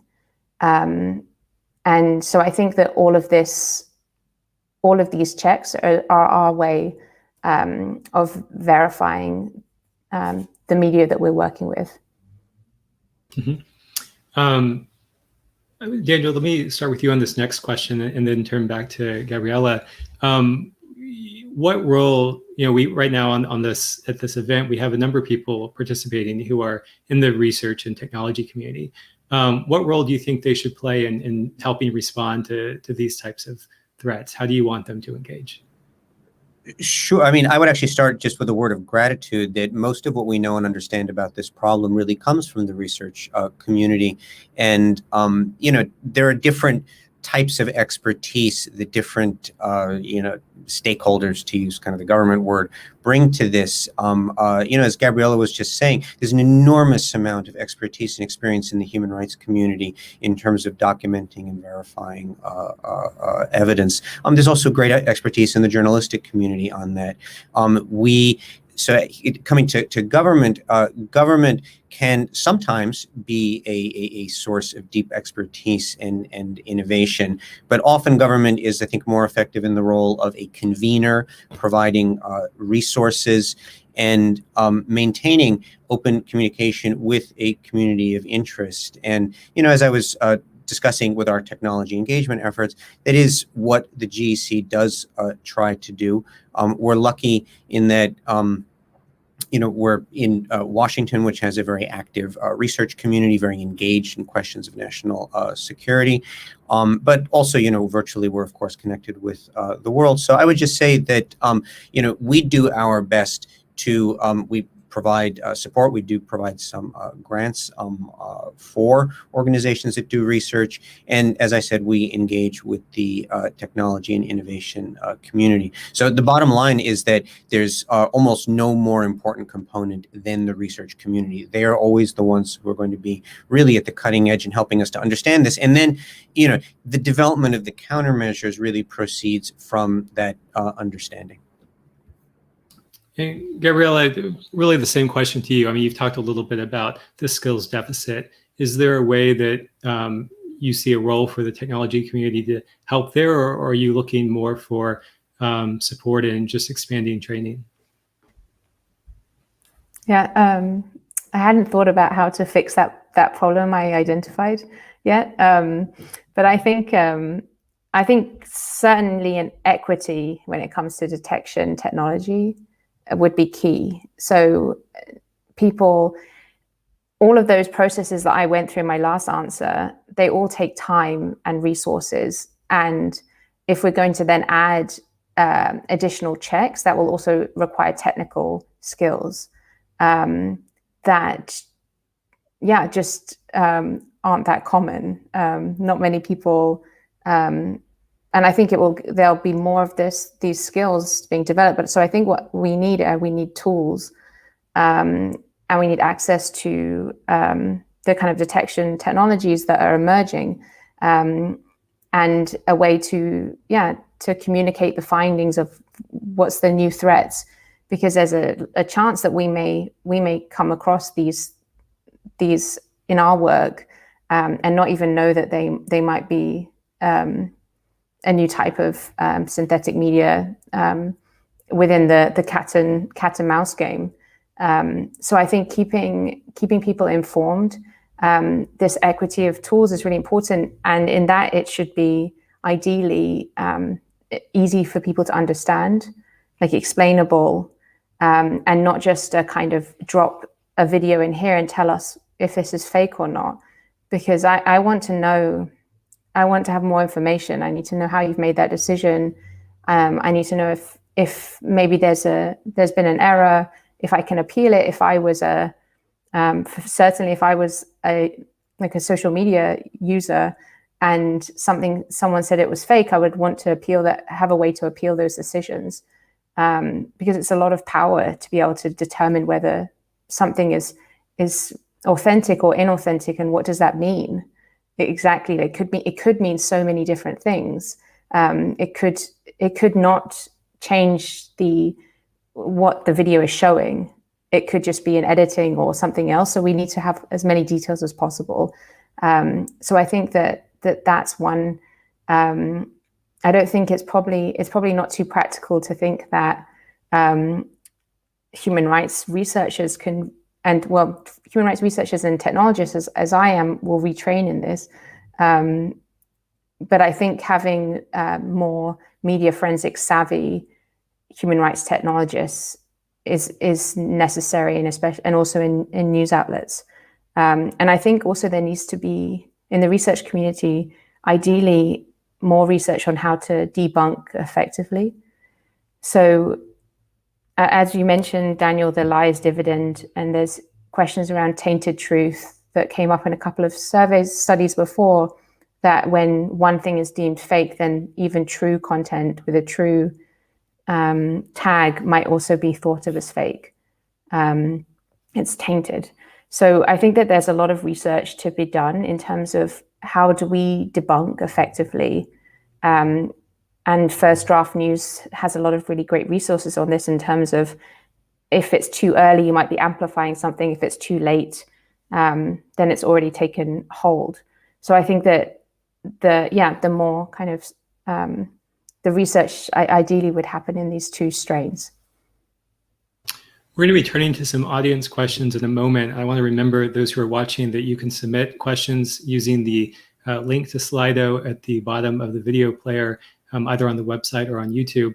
But before we do that, I want to turn to two brief questions, or two questions. One, Gabrielle, at the beginning, you had mentioned non-consensual pornography, and we brought that up earlier in our remarks as well. To me, this highlights the fact that we're often talking about national security and election security, but in many cases, deepfakes and disinformation can be deeply personal, and we've seen some very specific instances of this. I'm curious how how you're thinking about this, and Daniel, I'd also like to go to you and hear how State Department's thinking about this issue, because it's obviously one that it's on the global scale. Yeah, sometimes I'm reluctant to even use the word deepfakes because of its genesis, the use of the term. So deepfakes came from, as far as I know, it came from a Reddit username.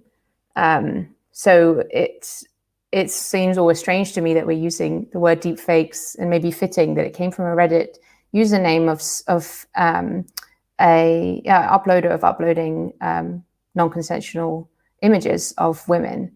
And I think that this has been highlighted before by your previous panelists, that the majority of deepfakes we see on the internet that have been range from parody, but most of them are non-consensual pornography with a focus on women. And I'm saying non-consensual because it's non-consensual on two fronts: the woman's body and also the other woman's face. So it has these two people, and also whoever else is in that video, who haven't consented to this.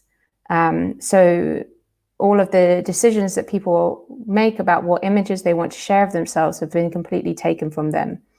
And I think that Ashish said it in the last panel, that deepfakes or synthetic media is used as a tool, and it's used as a tool in a series of tools to perpetuate violence against women online. So there are more and more legislations coming, and I think the UK is asking for proposals now, and California, I think, has, yeah, I'm not going to start on legislation, but I think it's going to be, I think it's essential with the discussions around deepfakes is to think actually now, who are they currently negatively impacting? And what can be done in a way that isn't used to curtail other uses of deepfakes. Because I think here a question, maybe I'm not allowed to spoil a question that we're seeing backstage, is that deepfakes are used to can be used to elevate people's voices in particular societies, and that's very true. They can be used to to mock or to be a form of political expression, and so deepfakes are important in those ways. So I think when we're thinking about how to legislate, what policy recommendations to make, what tools to make, how social media platforms are addressing this, to think through all of the potential kind of harms that can be caused. And that's why I think that consultation, meaningful consultation, is probably one of the most essential parts in all of this, from technologists, researchers, all the way to policymakers. Thank you. And Daniel, similar question, how's State Department thinking about this, particularly in the context of, its commitment to elevating women's rights globally? Sure. So, the Global Engagement Center is focused by its legislation on sort of adversarial propaganda disinformation from state and non-state actors. But practically speaking, we tend to focus on Russia, China, Iran, sometimes terrorist organizations. And, we tend to look at orchestrated campaigns. So not so much the isolated instances, but more things that a state or a group is really trying to leverage for effect. But of course, we're not the only people working on some of these issues. Our colleagues in the Bureau of Democracy, Human Rights, and Labor are very focused on some of the ways that this impacts the human rights, of course, of minority and marginalized communities. And one point I would make, and a reason why I think we all need to stay in dialogue, is often things that we will see begin often targeting minority and marginalized communities. Those techniques will then be picked up on by others and spread. So it's vitally important to keep our focus on what is happening and to maintain communication between the groups working on these problems. So I want to go to some of our audience questions now. One of the first ones, can a national strategy to combat disinformation and nefarious influence exist? Is anyone working on that? Should they be? And what can Congress do? I guess I'll take the first stab, of course, by punting to my colleagues at the National Security Council, who are really the ones charged with developing national strategies, and of course have released the interim national security strategy. But I should say that, on a smaller scale at the Global Engagement Center, we of course do develop, I would say, more limited strategies internally to guide what we do in looking, once again, primarily at the adversarial actors, from terrorist organizations that leverage propaganda and disinformation to the state actors. So, obviously, this is sort of something that's constantly going on in government, and I'll let it's really for others to judge the effectiveness. But yes, obviously, there's an active process of strategy development underway. Thank you.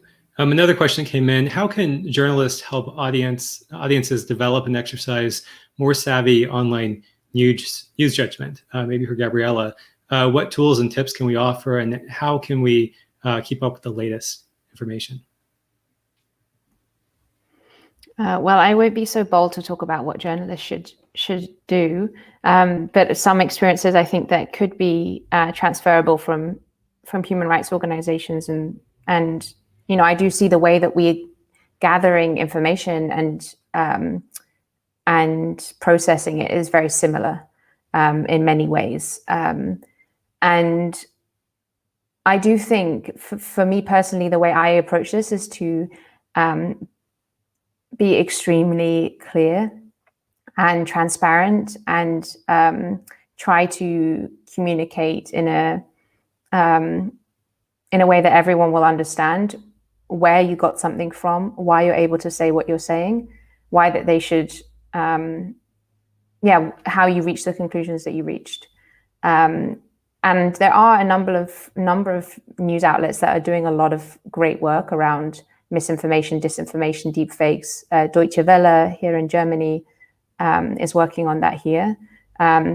So I think a number of news outlets are already kind of creating tools, hiring technologists, thinking about how to communicate that to their huge audiences. I think another,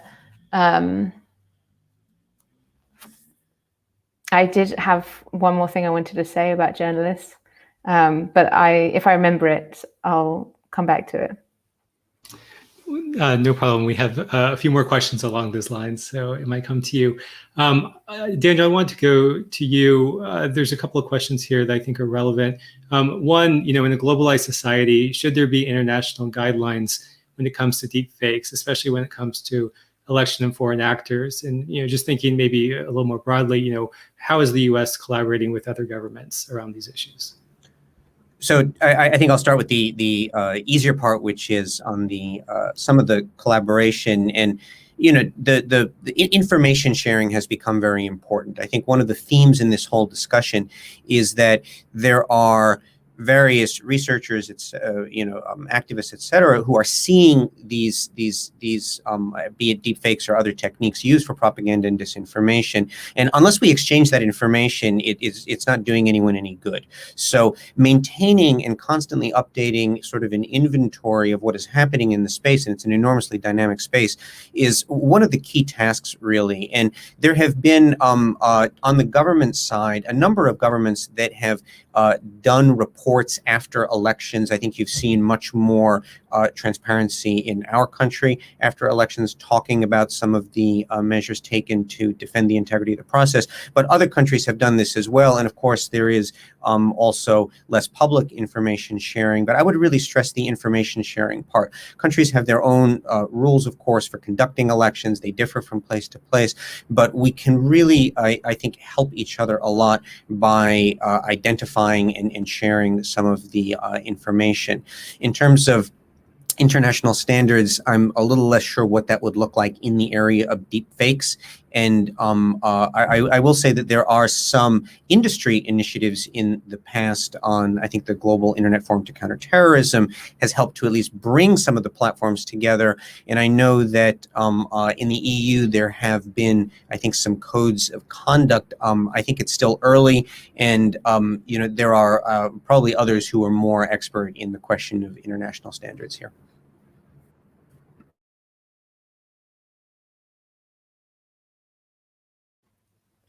I think we lost Daniel. We may read questions to each other. Apologies for that. I hit the wrong button. Ready to take over. No worries. That was an excellent response. I was not storming out of the chat or anything like that. I was just actually going to remark that we have Daniel Braun, who will be giving our closing keynote. He'll talk a little bit about the European Commission's upcoming or recently announced code of conduct around disinformation. Excellent. So we hear some more about that. Another question that came up around these issues has been around this question of who's being affected here. So I'll just read this question. We touched on it a little bit earlier, but Gabriella, I'd like to go to you on this. How are you defining a bad actor in these situations? If an oppressed population uses a deepfake to elevate their voices, are they bad actors? Maybe you can start, and Daniel, maybe we can close with you if we have time. Great. Yeah, I think so. I'm not sure I would use the phrase "bad actor." But I think, like most people would agree, technology and tools always have dual use. It's not really the technology; it's how you're using it. So, as I mentioned before, deepfakes have been and can be used to as a form of dissent, as a form of expression, and I think that's really important. And I think one key thing to highlight here is around content moderation practices, and to think about what is what are people's idea of threat? Is the threat coming from a foreign government, or is it also coming from your own government? And so thinking about why people might be using deepfakes, the different uses of them, and having content moderation practices that are not overly broad, that follow human rights principles, and that allow for these different forms of expression within different contexts, I think is essential. So I'm going to pass to Daniel if he has anything to add. Sure. We tend to work our focus is really on governments and sort of extremist organizations. We certainly wouldn't, go around defining as a bad actor a group in the context that you raised in the question, trying to raise its voice. I think though that just to double down on what Gabrielle said, the difficulty here, and something that we all need to bear in mind, is that context is enormously important, just as in the issue of cheap fakes, where a manipulation of context, in some cases, I think in the recent past, has been as effective or more effective than identified deep fakes. It's really that context piece that matters. And I think that as we go forward, we're really going to be struggling and grappling with that, because as the question itself demonstrates, some of these tools can be used for good. They're not unambiguously bad. It's when they're exploited by bad actors for nefarious purposes, of course, that they are. So just to end where we started, context is really king in this discussion. Well, thank you. Thank you both. This has been a fascinating discussion. Obviously, there's even more that we could dig into, but I think it's important that we have this conversation about, the impacts that we're seeing and the role of government, the role of civil society in this space, because, as we're moving forward with both, the realization that the threat gets bigger, but also different solutions, we have to understand who's impacted by all of this. And so I really appreciate you, bringing those voices to the table today and sharing your perspectives. Next up, we have our last panel of the day. It's going to be on improving trust in online media, which will be moderated by Allison Sherry, counsel with Davis Wright and Tremaine. Allison, I think you're on, and I'll pass it over to you. Thanks so much for being here. Thanks, Daniel. I'm just going to wait for our panelists to join here. Got 1, 2, and one more coming. There we go. Hello, everybody. My name is Allison Sherry. I'm a media and First Amendment lawyer with Davis Wright Tremaine in Washington, D.C., and I'm also the outside general counsel for the Online News Association. And I'm going to be moderating our third and final panel today. We have 3 great panelists, and I'm looking forward to an interesting conversation about improving trust in online media. So I'm going to briefly introduce each of our panelists, and then we're going to have a conversation with some time for audience questions at the end. As a reminder, you can submit questions via the Slido link in the YouTube description and on the conference website. You should feel free to submit questions at any time during the panel, but we're going to take them at the end. So our first panelist here on the bottom right corner, we have Vince Cerf, who is Vice President and Chief Internet Evangelist for Google. He's widely known as one of the fathers of the internet and is the recipient of, among other things, the Turing Award and the Presidential Medal of Freedom. Next is Dana Rao, who is Adobe's Executive Vice President and General Counsel. Over the past 2 years, Dana has helped propel Adobe into its next chapter of leadership, driving industry-wide solutions like AI ethics and the Content Authenticity Initiative. And our third panelist is Joan Donovan. Dr. Donovan is a leading public scholar and disinformation researcher specializing in media manipulation, political movements, critical internet studies, and online extremism. She is the research director of the Harvard Kennedy School's Shorenstein Center on Media, Politics, and Public Policy. So welcome to our illustrious panel. The first thing I'm going to start out here by posing a question to all of the panelists, which is, what is the most pressing problem that you see dragging down trust in online media today in 2021, and who should be charged with solving it? Joan, why don't we start with you?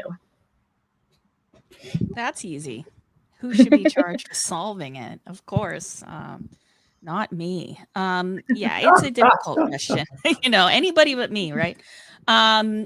What we have here is the development of an industry, an industry that's growing really fast.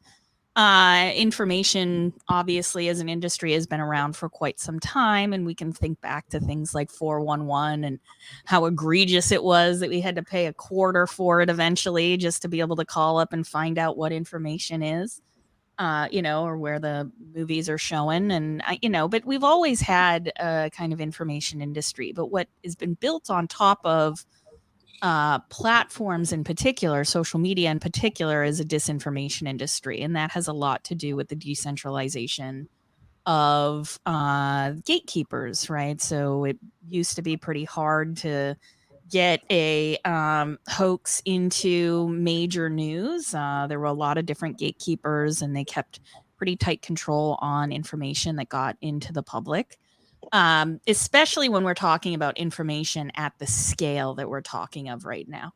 But over time, with the way finance works on social media and the very low barrier to entry in terms of spreading one's message to millions of people, we've entered into a moment of an information crisis that has very particular and odorous incentives, which is to say that if it isn't profitable, then at least if your disinformation campaign is successful, it earns you political clout, which can then be transferred into credits later, right? So you can either grow your networks or grow your wallet with very well orchestrated media manipulation, disinformation campaigns. And so when I think about the size and the scale and the scope of the problem, I think very much about technological change in this moment of rupture that we're in, where the benefits for at least a little while were being paid out to really smart social activists that had figured out early on what the capacities of social media were going to be, what it was going to be like to be able to fundraise without having to have a 501c3 and all of that paperwork. And I'm talking not just fundraise, $400 at a bake sale. I'm talking about fundraise millions of dollars in order to, launch whatever initiative you want to launch. And so, but let me just say very particularly about 2020, which 2016, you see the kind of nascent industry of disinformation start to percolate. It's almost like watching the beginning of the airplane industry. Like, it's not like, no one's going to tell someone that straps wings to their back that they can't exactly jump off this cliff, but they'll try. But the problem is when you start building bigger and bigger things and you start having customers and you have no plan for what that industry is going to look like, that's where we end up 4 years later, where you see these disinformation campaigns really kick into gear. At the beginning of the pandemic, you start to see the social isolation in the fact that people are going online for information that they hadn't searched for before, right? Nobody knew about COVID. Nobody knew about Corona. This presented an enormous opportunity for grifters and scammers and hoaxers to get into people's inboxes, to get in front of them in social media. And that's why you see social media companies jump into action there, because they realize, oh, something different's happening. Our technology is being leveraged for very negative outcomes. And in admitting that, what ended up happening as we went into another election cycle is they saw the same tactics and techniques that they had become so familiar with related to things that had happened in 2016, different kinds of disinformation campaigns here and there over the past couple of years. But really at the pandemic is when you start to see all of the tactics can essentially be transferable between any different kind of grift. And so when we go into the election, we become very worried, particularly as researchers, that social media companies hadn't learned enough about how their products could be manipulated. And then by summer 2020, we're in a full-on disinformation campaign about the election being rigged. If any platform you search for mail-in ballot isn't giving you necessarily information about how to get a mail-in ballot, you're getting propaganda. And by the end of 2020, you see that it's not just that people are being duped by things or buying products that don't exist, like fake masks. They actually think the election had been so mismanaged and frankly, that democracy had been destroyed, that they believed that there was only one recourse, which was to try to stop the certification of the election from happening.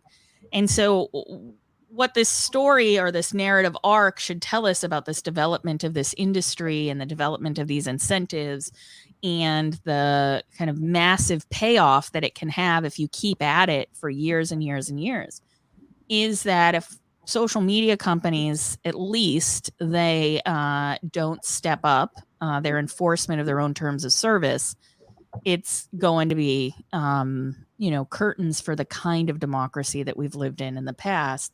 But I also think there's roles for journalists, regulators, academics, other technologists to really come up with, and even public health, to come up with a whole of society solution that brings us closer to what I would call a public interest internet, one that blends some of the public interest obligations that we've put on broadcast in order to ensure that when people do search for things like mail-in ballots, they're not besieged by propaganda as they're just trying to find out where and how to vote.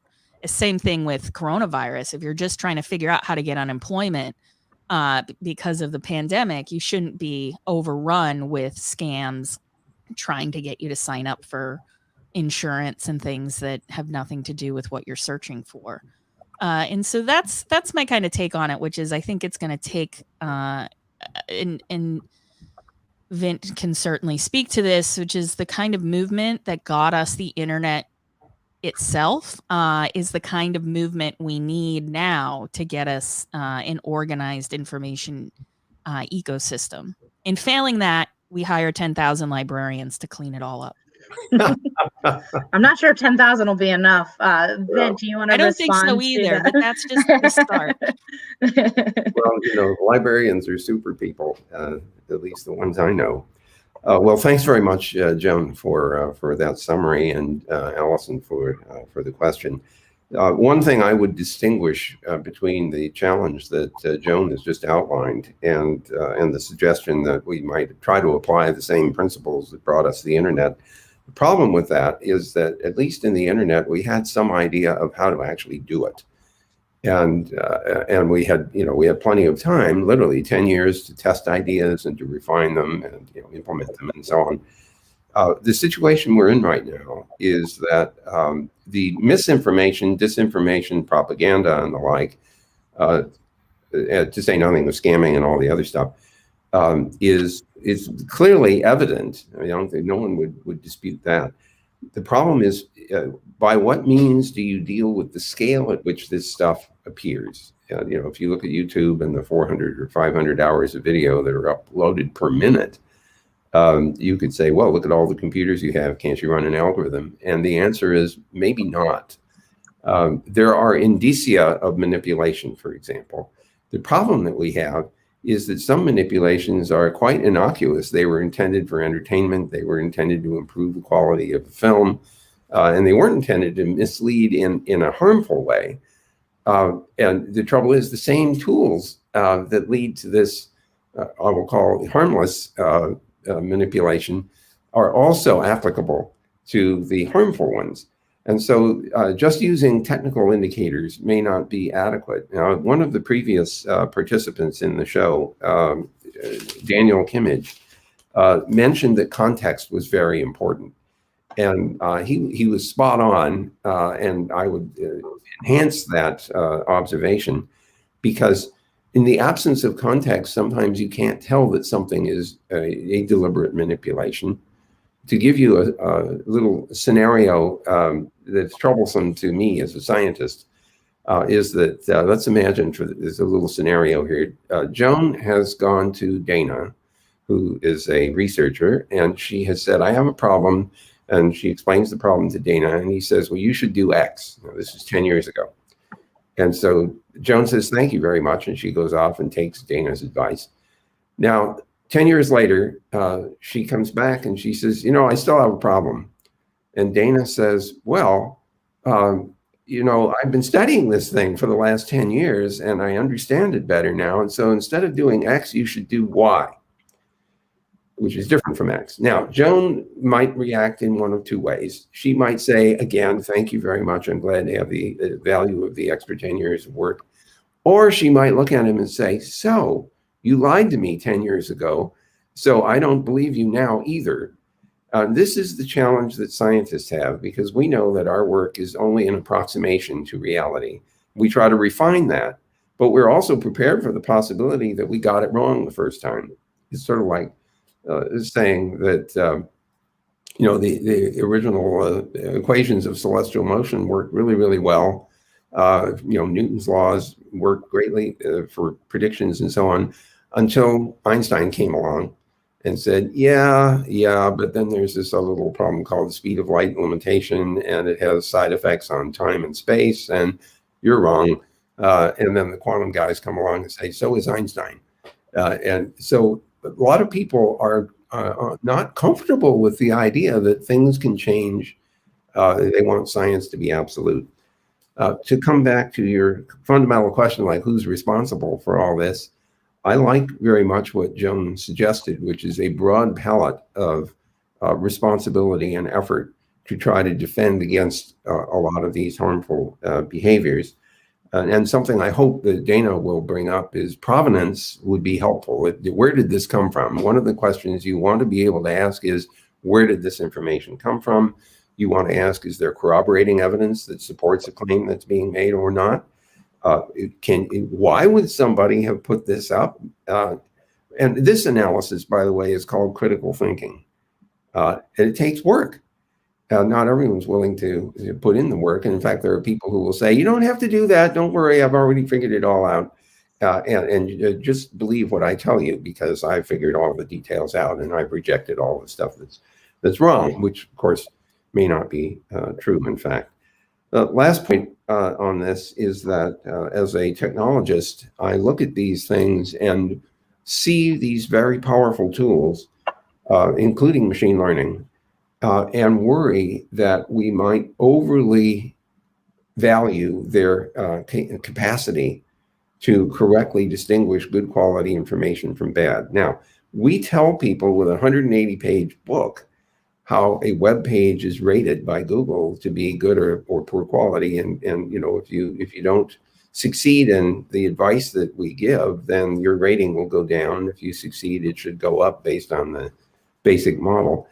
But that doesn't necessarily mean that the information that you put on the web page is true. You know, it can fit all the other criteria. So this isn't exactly an argument that says, you know, we shouldn't be responsible because it's a hard problem. In fact, we actually work very hard to try to identify information that's of good quality and reject information that is bad quality for some definition of good and bad. But we absolutely could use help on the research side. I think we could use help on the policy side, even conceivably on the regulatory side, so that at least there is a common framework that everyone is working towards. Now we have a challenge that this is a global phenomenon, and you get different rules from different regulators. And the consequence of that, of course, is that your software has to jump through its rear end in order to adapt to the various demands that are being placed on it. So, the bottom line is, this is a hard problem. We're prepared at Google, and I'm sure others are, to try to tackle this, but we absolutely have to recognize this is a problem that we all have to work on together, including personal behavior and personal responsibility.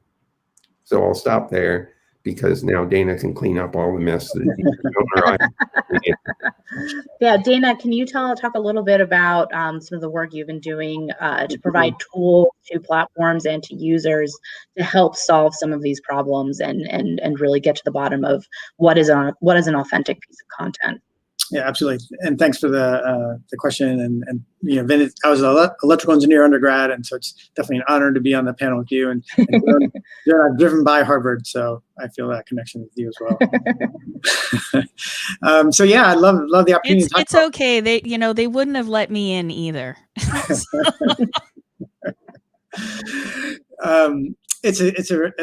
I appreciate the chance to get to talk about what Adobe's been doing in this area, which Vin has referred to. And I think that a couple of the points about Joan and Vin has said sort of resonate with that, which is gatekeepers it's a difficult way to regulate this problem right now. We have many different ways of people getting this information. The information is multiplied, and people are on their own, right, trying to figure out what is true and what isn't true.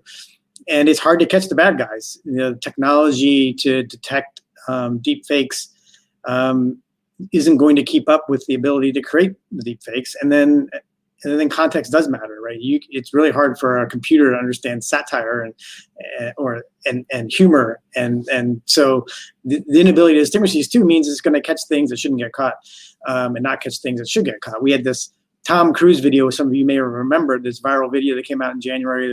Looked like Tom Cruise was out there talking to people, and what that was, it turned out, was an actor who had trained to look like Tom Cruise, kind of look like Tom Cruise to start with. And then they used Adobe After Effects, which is a highly sophisticated professional video editing tool that Hollywood studios use to make the final touches to make it look like Tom Cruise. And so that looked like a deep fake, and everyone was deceived by it. But the interesting parts about that are we actually looked at whether or not the leading AI detectors could detect if that was fake or not, and they couldn't tell. They couldn't even tell if that was fake or not. On the other hand, it wasn't a deep fake. It was a trained actor and a very sophisticated image editing tool that a professional who knew how to use Adobe software made the magic happen. And so we're not quite all the way there where deep fakes and AI can create these super realistic images, but we're getting there. We know this because it's part of the value of Adobe brings with Photoshop and video editing tools is that AI editing, is the ability to create these fakes, and in one case, but creating images and beautiful works of art and illustrations and marketing materials. All of that is the technology that Adobe and others is creating, and we're using AI to make that happen, to make it easy to do. So we definitely know where the future is going. And then 2.5 years ago, we stepped back and said, we see all the problems, right? That these tools that be used for these great purposes can also be used for these bad purposes and be used to deceive people. And we did spend 6 months with our research team trying to understand if we could use detection to solve it, and came to that conclusion that's probably not the right answer for us. And we really focus on provenance. And what that is we know for example, in Photoshop, we know exactly what the edits are you're making to your images. We know all the steps you did. We know the whether you swapped a head or changed the color of the sky. We know what happened. And so we thought, how can we take advantage of that to allow users to understand what they're consuming? And they can actually decide for themselves whether or not they want to believe or not believe what they're seeing. And that was really important to us, because we believe that because of the difficulty that I mentioned before about the context and the satire and the way it's going to be difficult for computers to understand the difference, humans are very good at understanding context. They're going to be able to see an image of a purple cat and say, I don't really care if that's a fake cat, it's funny. But if they see a picture of two world leaders meeting, they're going to want to know that one of those world leaders' body was swapped out. And if they're going to see that, they're going to say, I'm not going to believe this image. There's no reason for that level of editing to have taken place in this image that's purporting to be news. And that's the key that we're talking about. This solution that we're talking about, this provenance solution, and we founded this initiative called the Content Authenticity Initiative, has over 150 members, a whole bunch of companies like Twitter, the New York Times, USA Today, Washington Post, Qualcomm, ARM, a bunch of companies, or Microsoft are all banding together to try to create this solution of how do we capture this metadata and reveal it. But the premise of this is we're trying to create a place for good actors to go to be trusted. This isn't to catch bad actors. So there's going to be bad information out there, but we want to give people a place who want to be truthful, a journalist who says, I am capturing an image of a very important event, and I want people to believe it to be true. Because one of the problems that we're running into now is, because once people realize they can't trust the images and videos you're seeing, not only they're not going to believe the lies, they're not going to believe the truth. And we're going to lose our ability as a society to provide people facts. And if we don't have facts, especially in democracies, we're not going to be able to do anything. Like if we don't agree a forest fire occurred in LA, we're never going to be able to argue whether or not climate change was the problem if we don't even agree that fire happened. And so we're going to have a level of facts that we all agree on. And that's what this initiative is designed to do, is how do we capture the metadata associated with an image and say, this is what this image is. And then you decide whether you want to believe it or not. That's empowering users, giving that opportunity. And so to your question about who bears responsibility, it's everybody, right? The people who are in this coalition right now that we're talking about, we have people from Qualcomm who recently implemented a version of this content authenticity technology into Snapdragon. So at the time of capture of an image on a smartphone, you're going to be able to capture this metadata that says, who took it and where were you and what was the location.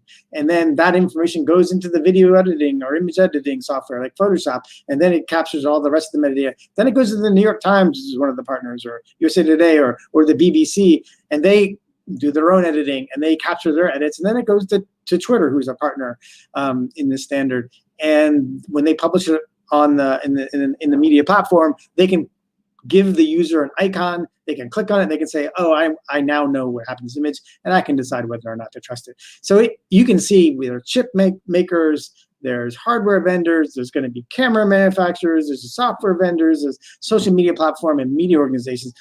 Everyone has to come together to address this issue, and we should all come together to address this issue, because we're all members of the society, and if we don't fix it, no one's going to.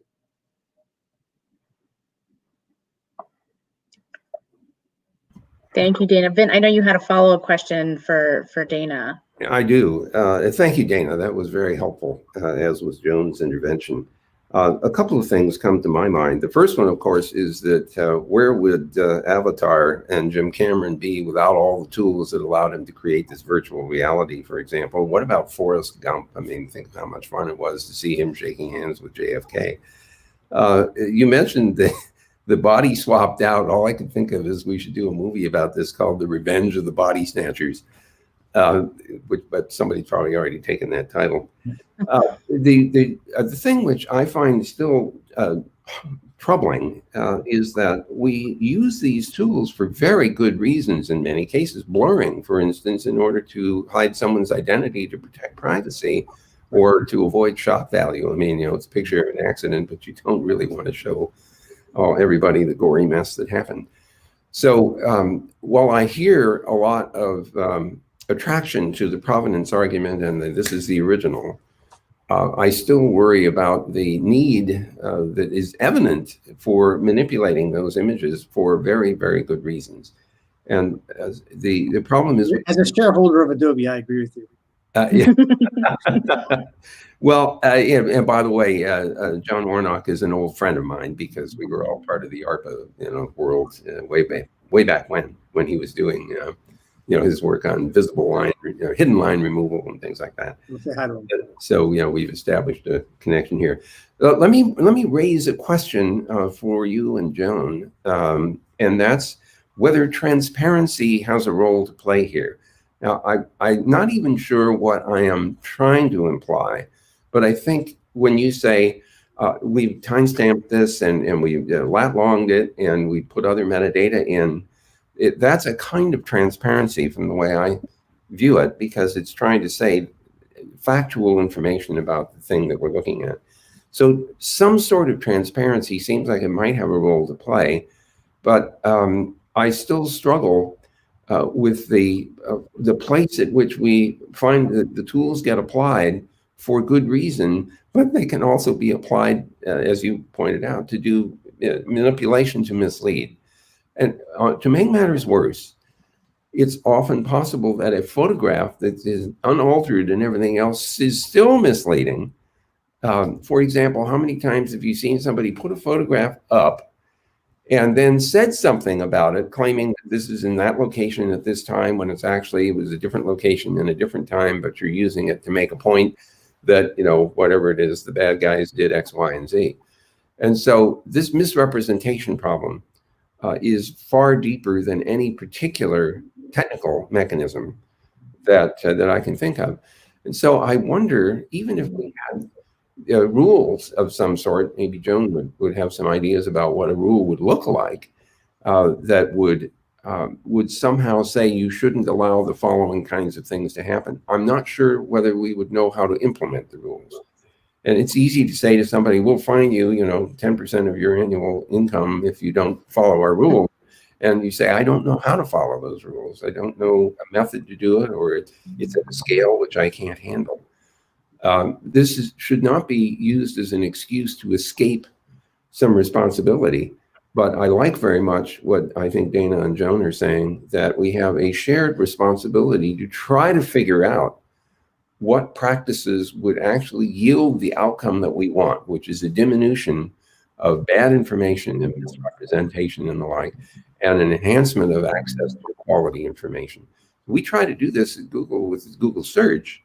And if we recognize a query and we already know that, say it's COVID, we go to sources like WHO and other acknowledged sources, NIH and so on, CDC, and put their information up on the presumption that those are higher quality sources than other random things would be.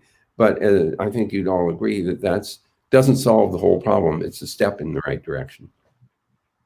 Yeah, I think to answer your question about the way we think about transparency, we think transparency is the key here.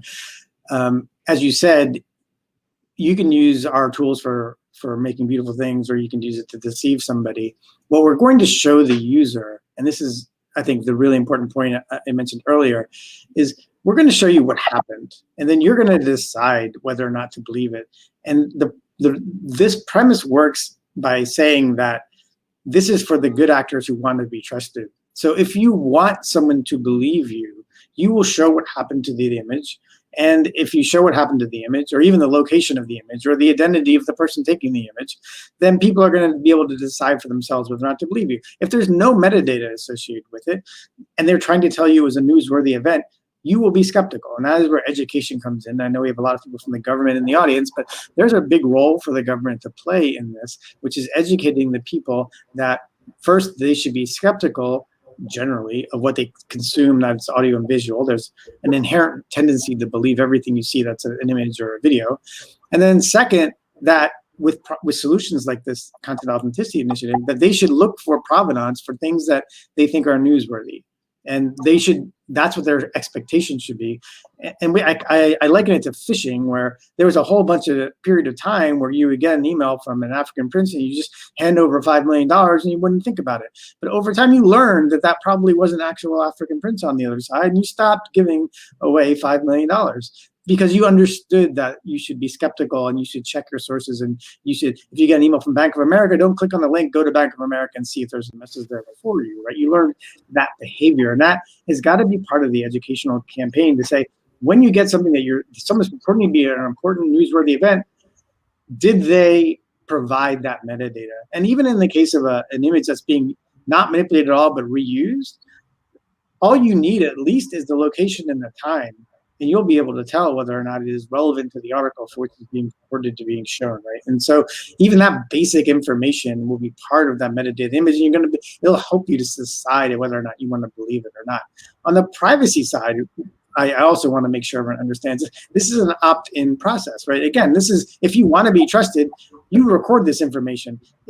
If you don't want your identity known, the way we've designed the tool, you can choose not to share certain pieces of information. You can not share your identity. You can not share your location. We have one of our partners is Witness, who is very concerned about citizen photojournalists who are taking images in places where oppressive regimes, where they don't want their identity to be known. And so we understand that there's going to be places where you don't want to reveal that information. Now, that may mean people will trust your image less, but that's merely the trade-off for ensuring that you yourself aren't putting yourself at risk. And so there's always going to be this, in my opinion, sliding scale between transparency and trust, and then this need for privacy and less information being shared. Yeah, I wanted to pop in and say, I did this report with Britt Paris, who's a professor over at Rutgers, about, looking at the early warning signs around deepfakes and really trying to look at the landscape of manipulation activities out there. And what we realized is that cheap fakes, as we call them, just these sort of lo-fi everyday editing are just as problematic as things that look and feel very real. Even in the world of looking at, memes and mimetic content, people do expect some glitching, some degrade in the content as it's passed around, almost like a Xerox copier over time, like the post degrades. And so even, in within mimetic communities, they call this shit posting, right? Like the excessive replication of things, copying a screen capture of a screen capture. And so when we were looking at, and this was a couple years ago now, deepfakes as a potential problem within politics, everybody was very afraid that it would, as Danielle Citron and Bobby McChesney have talked about, it being a way to for liars to have a payoff of being able to say, well, I didn't really say that. That must be a deep fake. And so there are all these ways in which it plays, this kind of technology plays with the politics of evidence. But the way that social media works doesn't actually require things in manipulation campaigns to be that convincing at all. Because people are very willing to say, sort of sounds like him, could be an imitation, which is to say that the context, the things around it, the way it arrives in front of them, the harriedness of when it arrives in a breaking news cycle and who it's trying to do.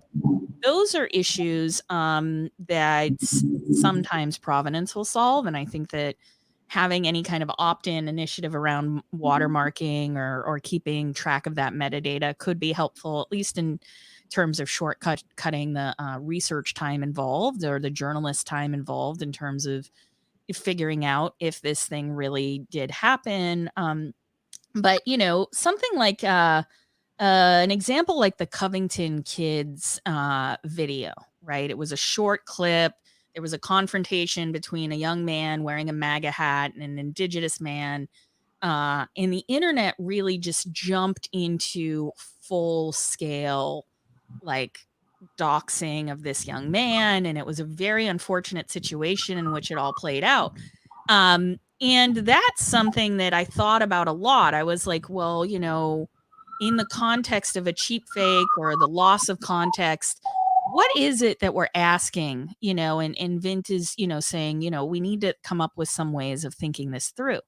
And this is a very specific ask for social media companies in particular, which is that you should be able to at least track in some minimal way the origin of particular pieces of content, especially as it starts to circulate on social media. Like, where if we had known that video came from a Instagram account of an indigenous activist who had been making short clips throughout the day, it probably would have shortcutted some of the vitriol in everything that was going on around that video that day. Because you would be able to say, okay, well, this came from some particular event. It wasn't necessarily staged, as some had tried to insinuate. And then when you get the full video, the 2-hour video of what had happened that day and how the Indigenous March just happened to cross paths with this high school field trip, then you start to realize that there was something very different than any reporter had experienced going on. And so the layering of that context, but what's really missing are those connective tissues, which is to say that when things do get debunked or when things get more context and you've watched a bunch of stuff about it, it really took a lot of effort on behalf of researchers to get, Facebook to introduce at least a kind of follow-up tray of articles that are like, oh, so you read a lot about this thing. Well, here it is 2 weeks later. We know a lot more. And so I think one of the things we have to increase in social media is the access to timely, local, relevant, and accurate content. And this is the boring stuff. This is, your city council meeting is going to be, happening in 2 days. This is the weather, which I think Twitter is now going to be introducing the weather. I think I read that. But it's the kind of boring stuff that's never going to go viral, but also doesn't seem to really have a place yet on social media and in timelines and news feeds unless someone is actively seeking it out. And I think that as we talk through like what technology is available, we should even think about, well, what used to work, or what was, you know, something that people had access to that they have declining access to now. And of course, this is where I go into my spiel about saving local journalism, but I'll leave it at that. Thanks, Joan. I have to say, as a First Amendment lawyer, one of the things I, anticipate and also worry about a lot is the government kind of jumping in here and trying to regulate something, that they think is kind of new and exciting and different. And we have three, I think, of three of some of the top thinkers on these issues here on this panel. And I'd love to hear from you. What is something that you either hope to see the government do, or something that you worry that we're going to see from the government in terms of potential regulation in this area? And Dana, why don't we start with you? So, I'm sorry, was it Dana? Go ahead. Vin, you're welcome. You started. No, I was going to stuff words in your mouth, but that's okay. You can do that for yourself. So in terms of the government, every private company has a dual relationship with the government. And so I believe first that we in our technology community, people like Google and Adobe and others, are best suited to understand the problem and how to solve the problem. And so I think in the first instance, one of the reasons we created a standard, an open standard, C2PA, that's based off the Content Authenticity Initiative. It's an open standard, anyone can join, anyone can implement it. It doesn't, Adobe's competitors and Google and Twitter, everybody's welcome to join, and over 100 companies have. And so that's a group of people getting together to figure out how to solve this problem and to come up with there's a technical specification that's out there. It's getting improved. It's focused on images first. It's looking at video next. It's going to look at audio. I think that's the right answer. It's a technological solution. And we're going to need the industry to understand that. Where the government can help, we need their help in education. I think that's important. I think they need to help with that story that we talked about earlier about what to trust and when not to trust, and public service announcements, and getting out there and making sure that the public understands everyone's got a responsibility in this issue. Great, thanks.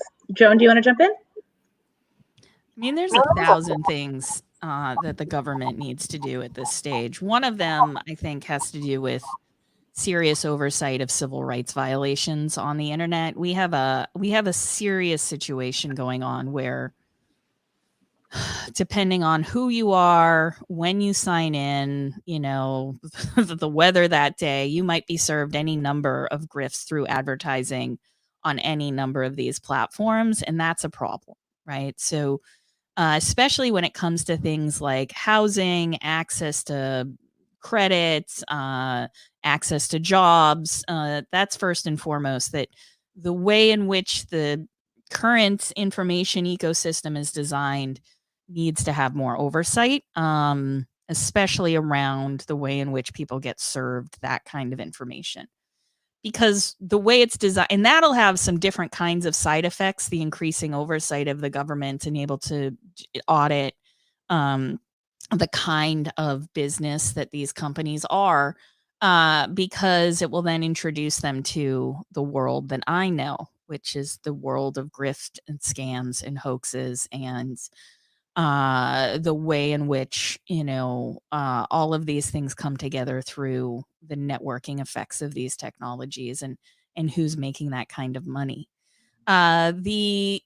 The thing related specifically to deepfakes, though, that we have to worry about is identity theft, which is if these things become really commonplace, I could take a picture of Vint using his social network, figure out, who his favorite kid is, or, and then do any kind of thing to blackmail Vint into thinking like, I'm going to tell your kids that you were doing this horrible thing online. Look, I made this video.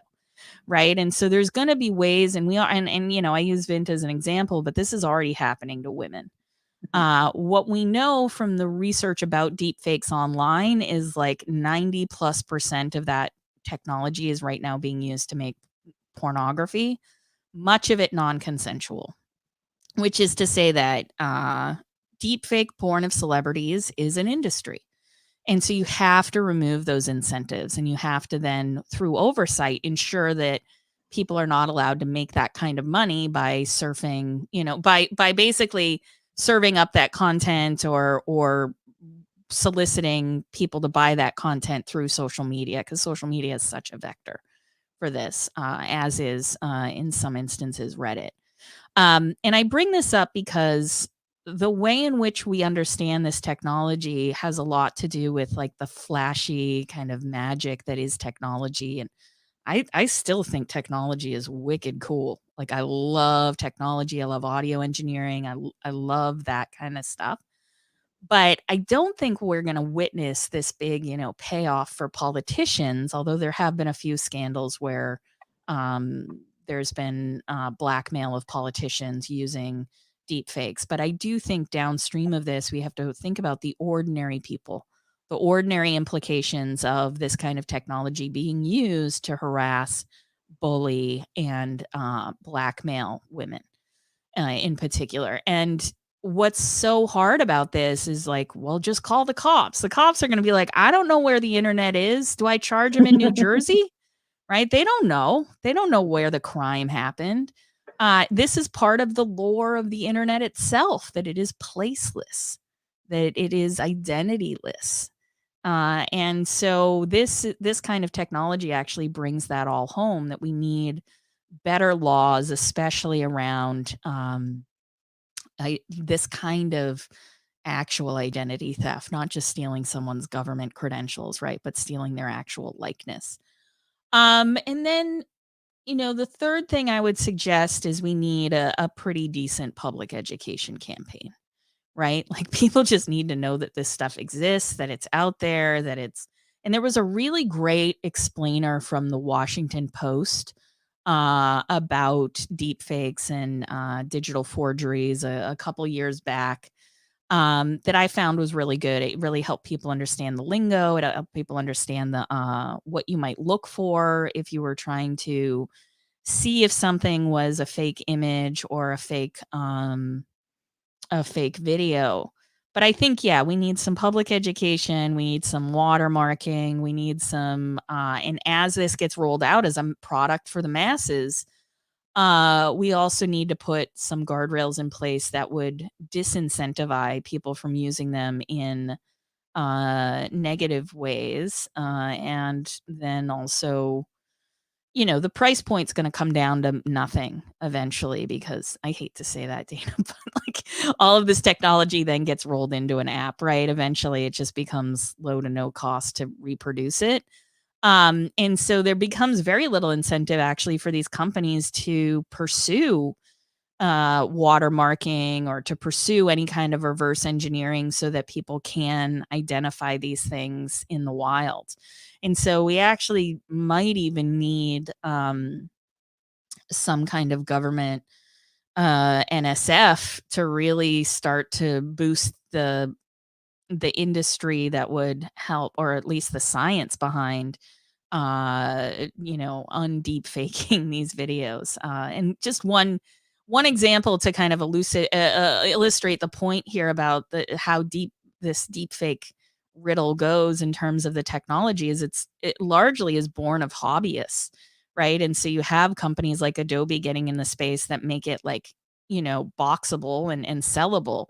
But this stuff is pretty much already out there, and people who know how to use, computers, let's say, can do this without a company like Adobe. And right now, from what people in the field of computer science tell me, you really only need about 30 pictures of someone. And let me tell you, people in my generation, we got selfies for days on the internet. So you don't need a huge, robust stock of pictures to make a convincing deep fake of pretty much anyone at this stage. And so it might even be that we need some kind of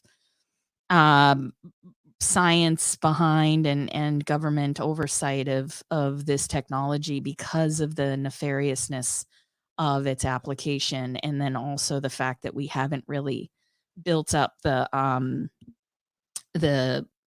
industry or the science behind decoding these things as they show up in other places online.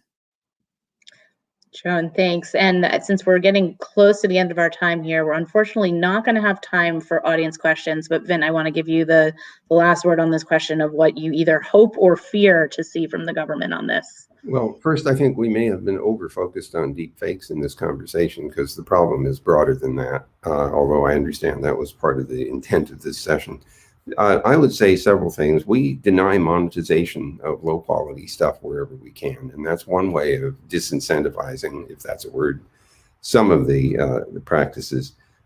There is, as you know, a major campaign initiated by the Secretary General of the UN on digital cooperation, and here I would cite the possibility of collaborative work across country boundaries to deal with tracking down people who are doing harmful things to people who are not necessarily in the same jurisdiction. It's a huge problem because the internet goes everywhere, as has been mentioned before. Anyone here who has ever heard of GPT-3 will know that the generation of fake text is becoming increasingly feasible, given that you have literally trillions of pieces of examples of things that look like they're normal speech.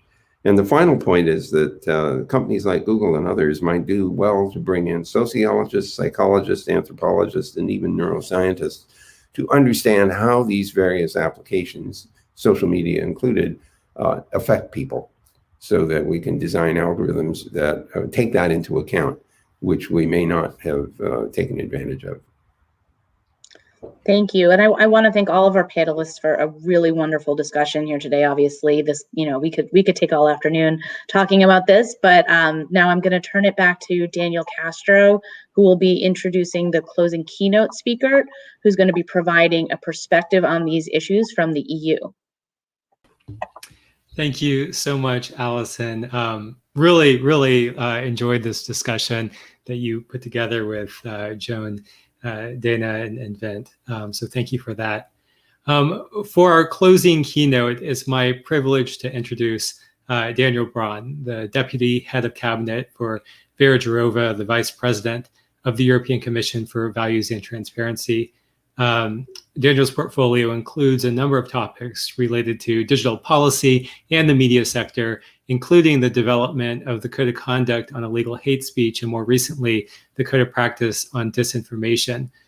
Given EU's leadership and the European Commission's leadership on many digital policy issues, we're really delighted he's joining us here today, especially given the late hour over there in Brussels, and we're looking forward to his remarks.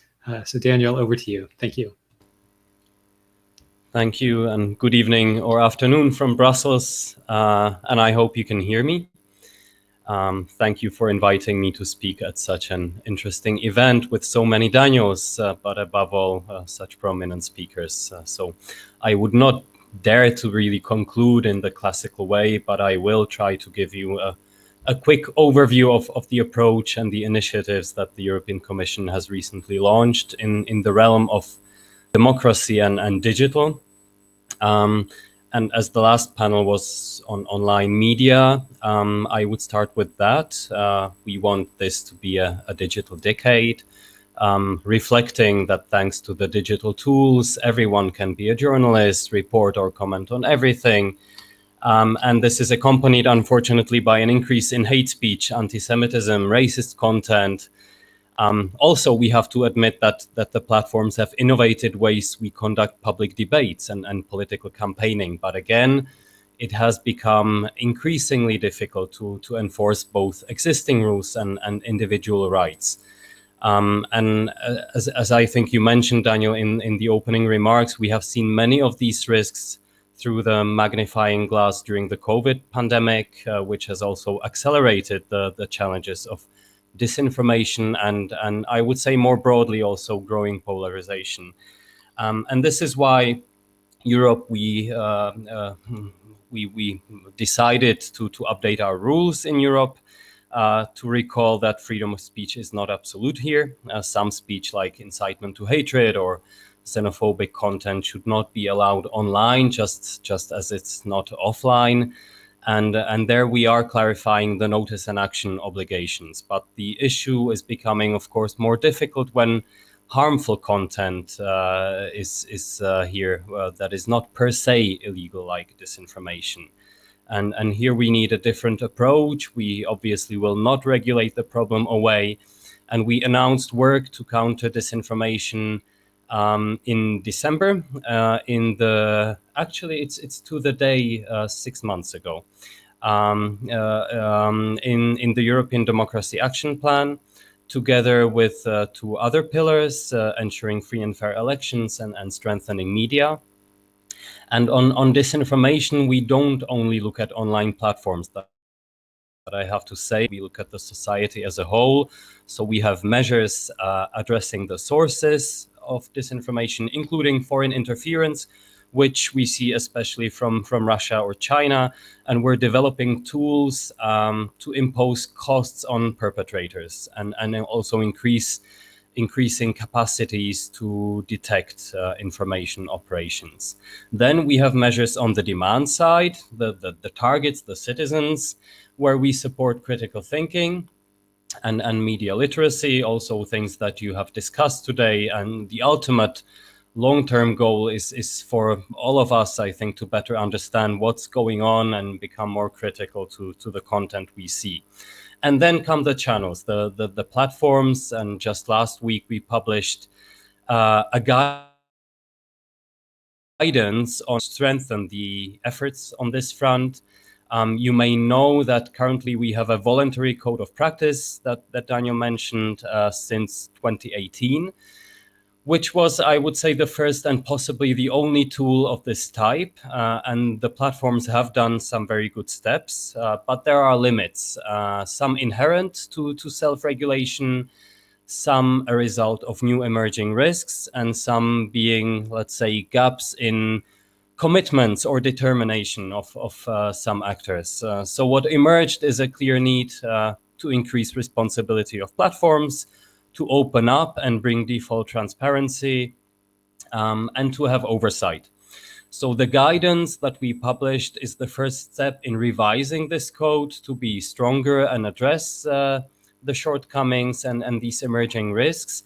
At the same time, we are moving from self-regulatory code to co-regulation, which is not easy to explain, but essentially we're creating a bridge to the Digital Services Act, which is legislation that was also presented in December and that introduced obligations for platforms to address systemic risks, also to democracy, like disinformation.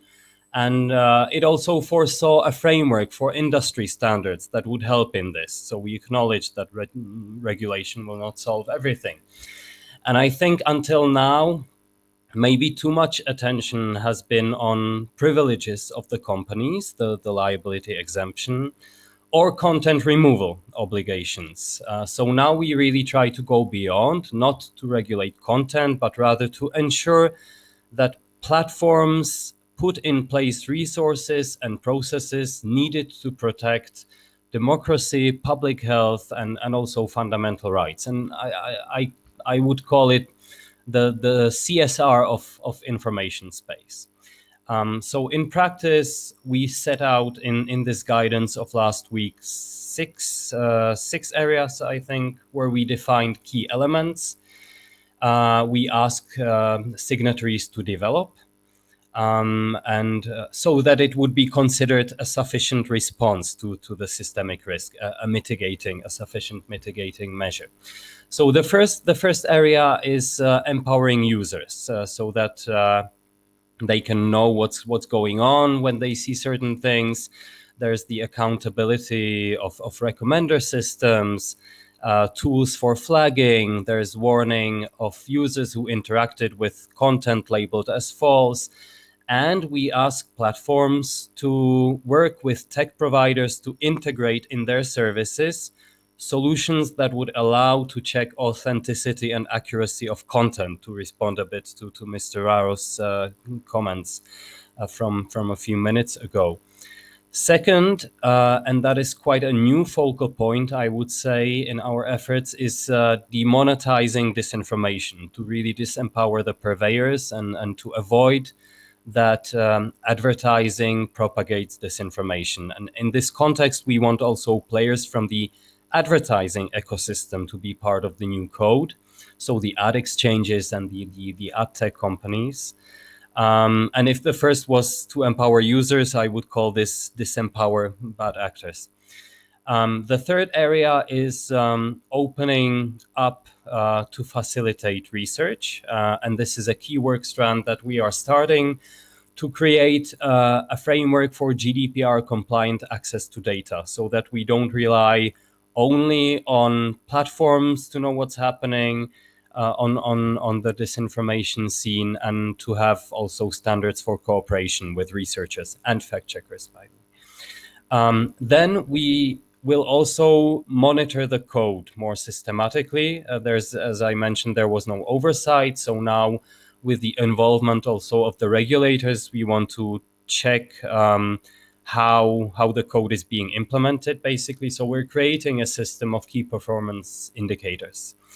And the final set of commitments, and I left it to the last point, because it's most closely linked to the topic of today's panels.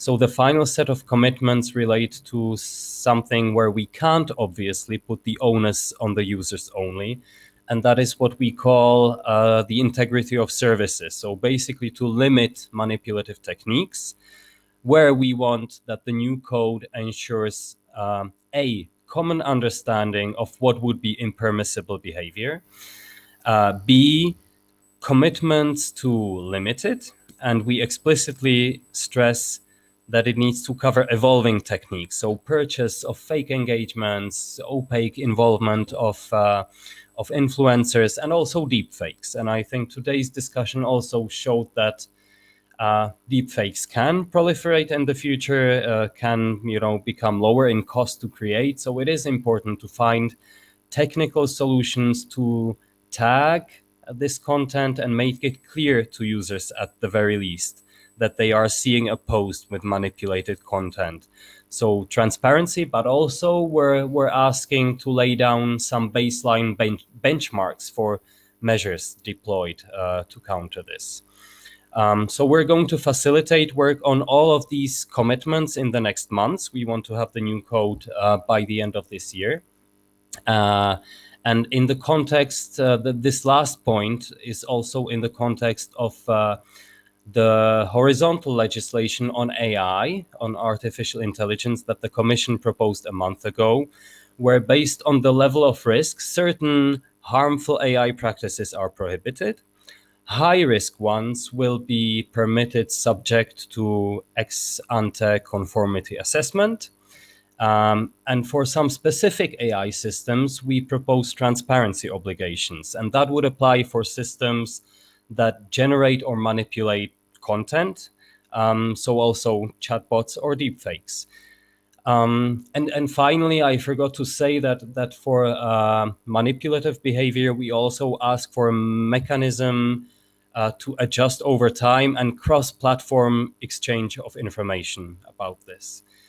So when we talk about deepfakes, it can just add to the feeling of uncertainty and distrust that people have in news on social media. So I think there's real need to raise awareness from all sides and across platforms, and really the private sector, the public authorities, the citizens.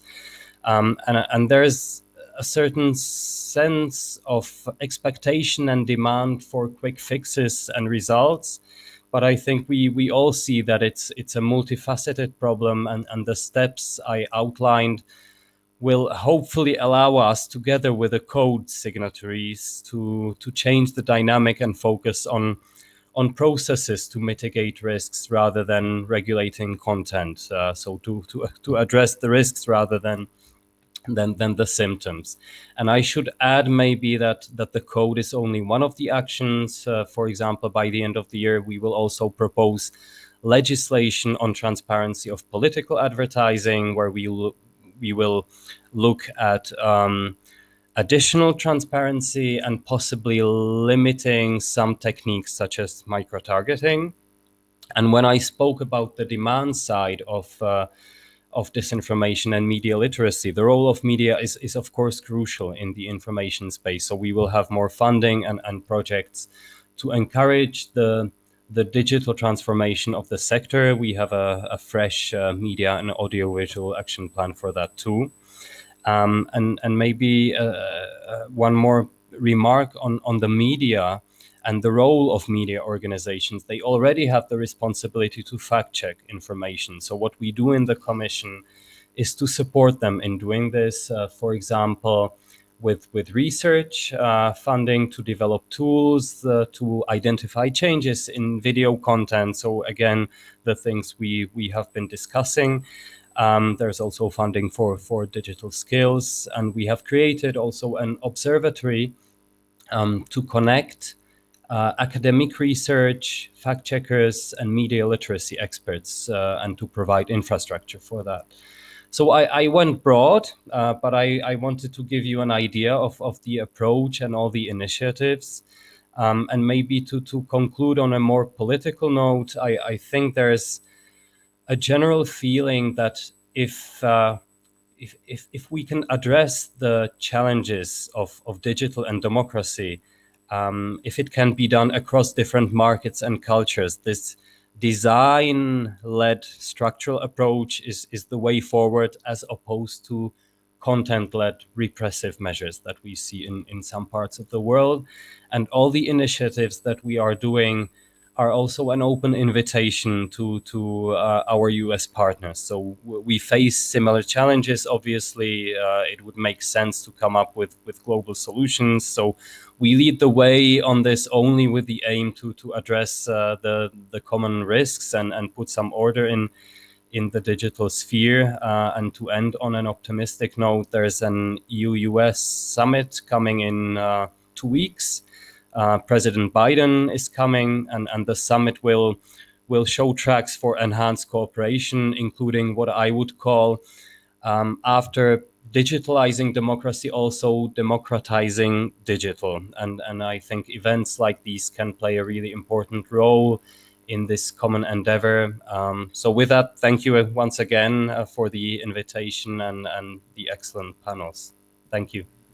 Thank you so much, Daniel. Really appreciate those remarks. The EU is clearly pursuing a rich set of initiatives to address this problem, and I'm hopeful that, as you said, in the months ahead, we'll see more global cooperation on these issues, so that we're all moving in parallel to address these problems. I also want to thank everyone for your participation today. I want to remind you that the videos from this event will remain online, and you're welcome to, of course, share them with colleagues. I especially want to thank once again our collaborators on this event, the Online News Association and the Association for Computing Machinery's U.S. Technology Policy Committee. And so that brings us to the end of today's event. It's certainly a conversation that will be continuing in our work in the months ahead, and we look forward to engaging with all of you on these issues. Thank you, and thank you again, Daniel. Thank you very much.